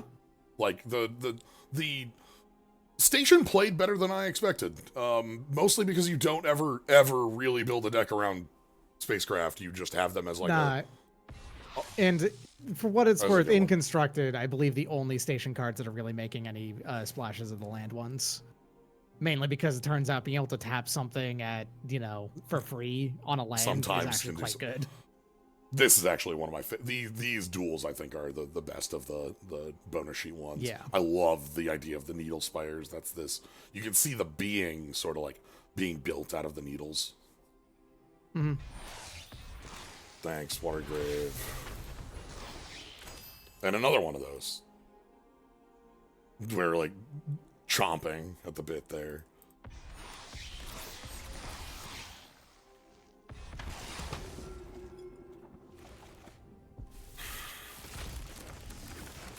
Yeah, a whole lot of stuff shown off today. There's a number of set things I'm fairly excited about. A lot of the Lorwyn stuff. Lorwyn is one of those sets to me that's like ancient magic. I'm the Muldrifter lover, Yeah, I mean, Lorwyn is one of the I would say Lorwyn is one of the oldest sets that feels like modern magic, if you know what I mean. Yeah. It's an old ass set, but it's like an old ass set that feels very impactful in what it did on the game in general. Yeah, there's I literally have the Muldrifter emote here for a reason, like.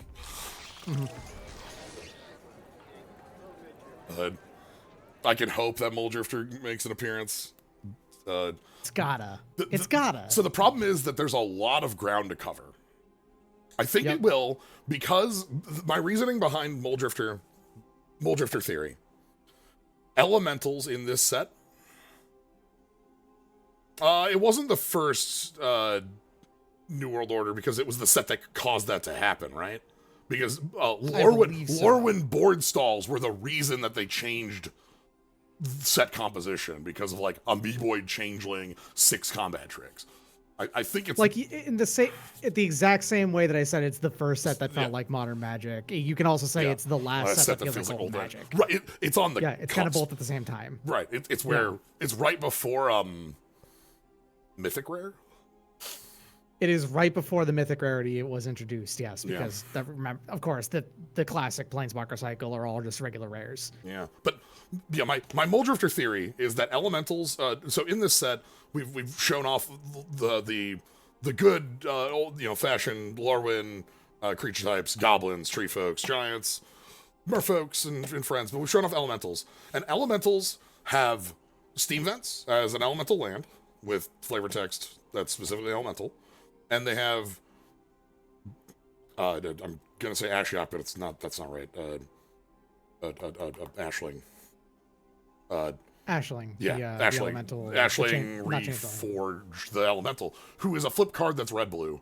So, if elementals are going to exist in a form that is red blue focused, and then why would you exclude the most iconic blue elemental, right? Also, the Ashling specifically cares about playing 4+ cost cards.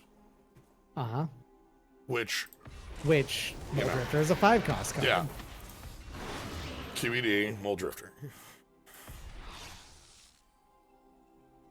Another one of these, nice. Yeah.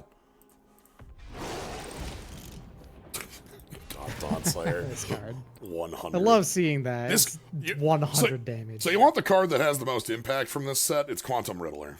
Right now, there's a Pro Tour going on. Quantum Riddler is the most played card out of this set in Modern, specifically for that warp. Yeah. You warp that for 2, and then you blink it with an Ephemerate, or keep that going with different pieces. It's quite powerful in specific decks. Yep. It's also, after you've drawn like 3 cards or whatever off of it, then is a 4/6 flyer afterwards. Yeah. So it's a classic powerful Sphinx. Modern's in an interesting position.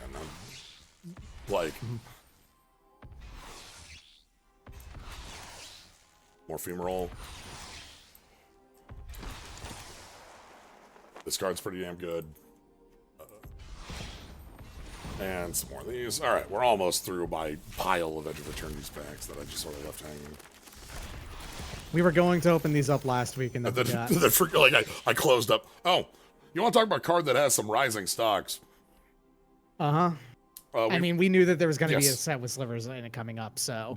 We've seen multiple Changeling cards in the Lorwyn set so far. So... imagine the power of getting to cast this for like 3. Yep. One of my favorite cards that we've seen was the little Changeling little guy that makes a Mutavault. Just a perfect, cool design of a Wood Elves style card, but it just makes a Mutavault. I'm still amazed at these. One of the only things that Magic the Gathering players ever united on was how the design change of slivers in M14 or whatever was bad. Sorry, you missed the visual design. They Yeah. didn't back off on the mechanical design, and that makes sense. But the visual design, they thankfully backed off on. Yeah. Instead, you just get the weirdness of Chandelier slivers are just like that.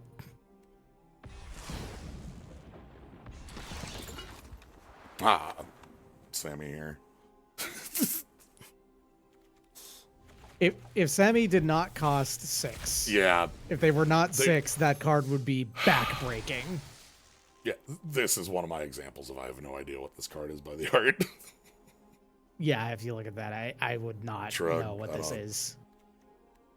To be fair, it's also an LCI card, which LCI was a good set, but I also wasn't paying attention to Magic all that much at the time. Heck, I think this was LCI Commander. No, fair enough. I think this was from the all land types deck. I think because there was one of the decks was that wild cards. Anyway, no, this is good. Oh, hold on. Wait, we got. Yeah, you got to get your first 3/3 first. Come on now. Yeah. Come on. Not quite done.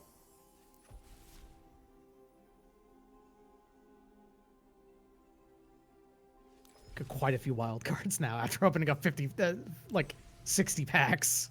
Yeah, I'm still. Of course, it's not what you're playing Arena for. I understand. Tangle. Another one of our bonus sheet cards. Tangle, by the way, just a messed up fog. This is a fog that kills your opponent because they deigned to attack in. You attacked and sorry. Fog also. I guess fog I just also, get to unconditionally swing back and kill you. So yeah. The last good fog printed into standard. That's hard to say. Most fogs aren't good. So. God, oh boy. Oh dear. I think there was one in New Capenna that was okay. It was one in green. The buyback fog you were talking about, your crazy crap. pause, from the year 1997, I believe. Maybe 98. So ages ago is accurate. Yeah. That one's from Stronghold. I think there was one more recent than 98 for what it's worth. I think if we can't find a fog further forward than 98, does Teferi's protection count? I don't think it does. And that wasn't insane. It doesn't. It's Teferi's protection Tangle, is, Tangle, I'm pretty sure was Invasion, which puts us in $2,099? That's fair. Are we including fogs when decks made them playable? We're looking for the lower bound here. Good is a relative term. If you can find me was there a wilderness reclamation deck that played fogs? In War of the Spark Era? I know there was I'm going to just look up on Scryfall, prevent all combat damage. I've played fogs in limited. Sort by release date descending. I remember Constant Mists because I played against that card in EDH, or against an opponent who had Angus Mackenzie as their general. Angus Mackenzie has green, blue, white tap fog.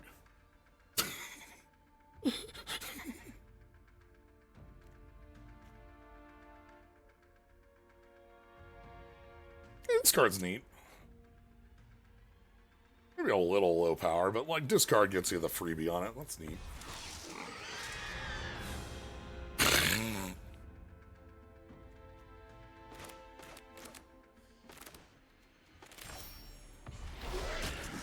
When we're defining a fog, it has to cost 2 mana, right? It can't be a more expensive card that does that in addition to something else, because it's not a fog at that point. Yeah, I think I'm not counting Cryptic Command, even though that is sort of a fog, right? Cryptic Command is a fog, so that, but it's not a fog. I'm looking for a card that's like this. Safe Passage, I think, is the upper bound of what a fog cost would be in my mind. Mm-hmm. For what it's worth, I'm scrolling down and I've reached Spore Frog, and I've still have not decided that. Call me a False Hope. Okay. Because that's a Spore Frog from Betrayers? Saviors? Betrayers? It's gotta be from Betrayers. Saviors isn't playable cards. It's from Betrayers because Betrayers has Kami of False Hope, Frostling, Bile Urchin. For what it's worth, if we're going back to Betrayers of Kamigawa, we are very much not going that far ahead of 97. No, we're that's only 6 years later. We are in 2005 at that point. So yeah. We haven't gone. Okay. We're still 20 years back. Okay, so we found our lower bound. It's 20 years. Can we get further than 20 years? Hold on. Look, you know what? I've got a search engine.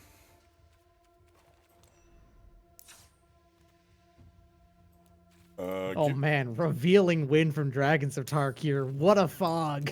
Prevent all combat damage that would belt this term. You may look at each face-down creature that's attacking or blocking for 2 into green.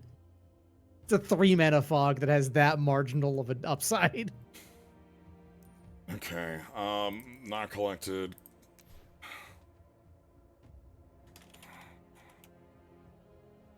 Prevent all damage.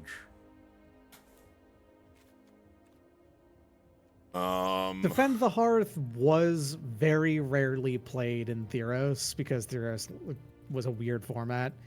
But that's also just a completely basic fog. Prevent all combat damage to be dealt to players this turn. It's completely all right. I've got default. I've got one that causes rules problems every time we do transform cards. Does that count as playable? Moonmist. Does that count as playable? I don't think that counts as playable. I don't think nobody plays this for the fog. Everyone plays this to I don't know, flip a Jace and then it dies because it has 0 counters or whatever. Mm-hmm. Okay, hold on. I know this is a bonus sheet card.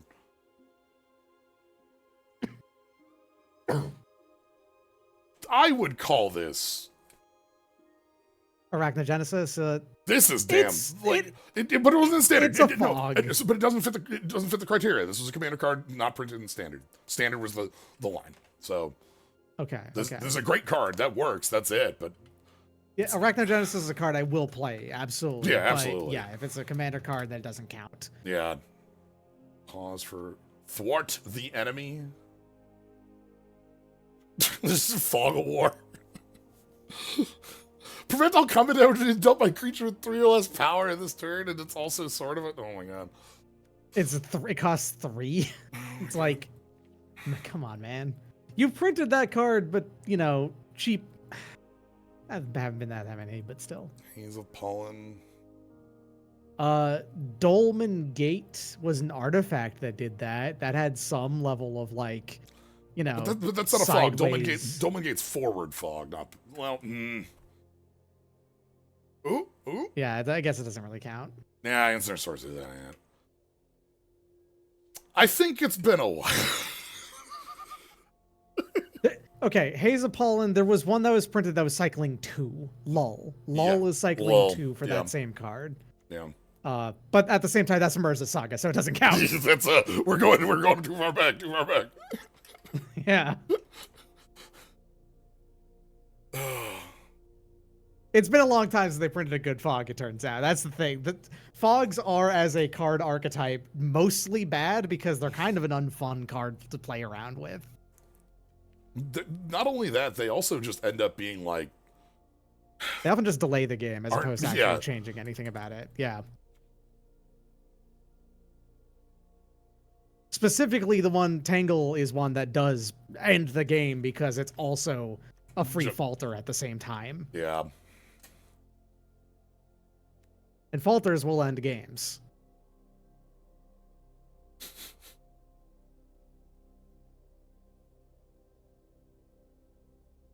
Anti-fog. Mm-hmm. We also have darkness. Darkness. All right. Anyway, after our fog trip, I think we found... It's been a while. It's been a little while. Settle the wreckage in a chaotic evil category on fog. Like I said, I called Cryptic Command a fog, right? Yeah, we could make a chart about this and then argue about it and not actually have a good time having made the chart, but still. All right. Anyway, that's gonna be it. Thank y'all for joining. You want to catch more? Follow, subscribe. Thank you for the raid. Thank you, Doc, for being here. Glad to have you here for our jump through. You should go check out Doc's marathon on, is that Monday? Monday, yeah. Monday. I'm also going to be doing a multi-world tomorrow with diabetes. Ooh, fun. Okay. Yep. All right. Well, thank you all for joining. Have a good night, everybody.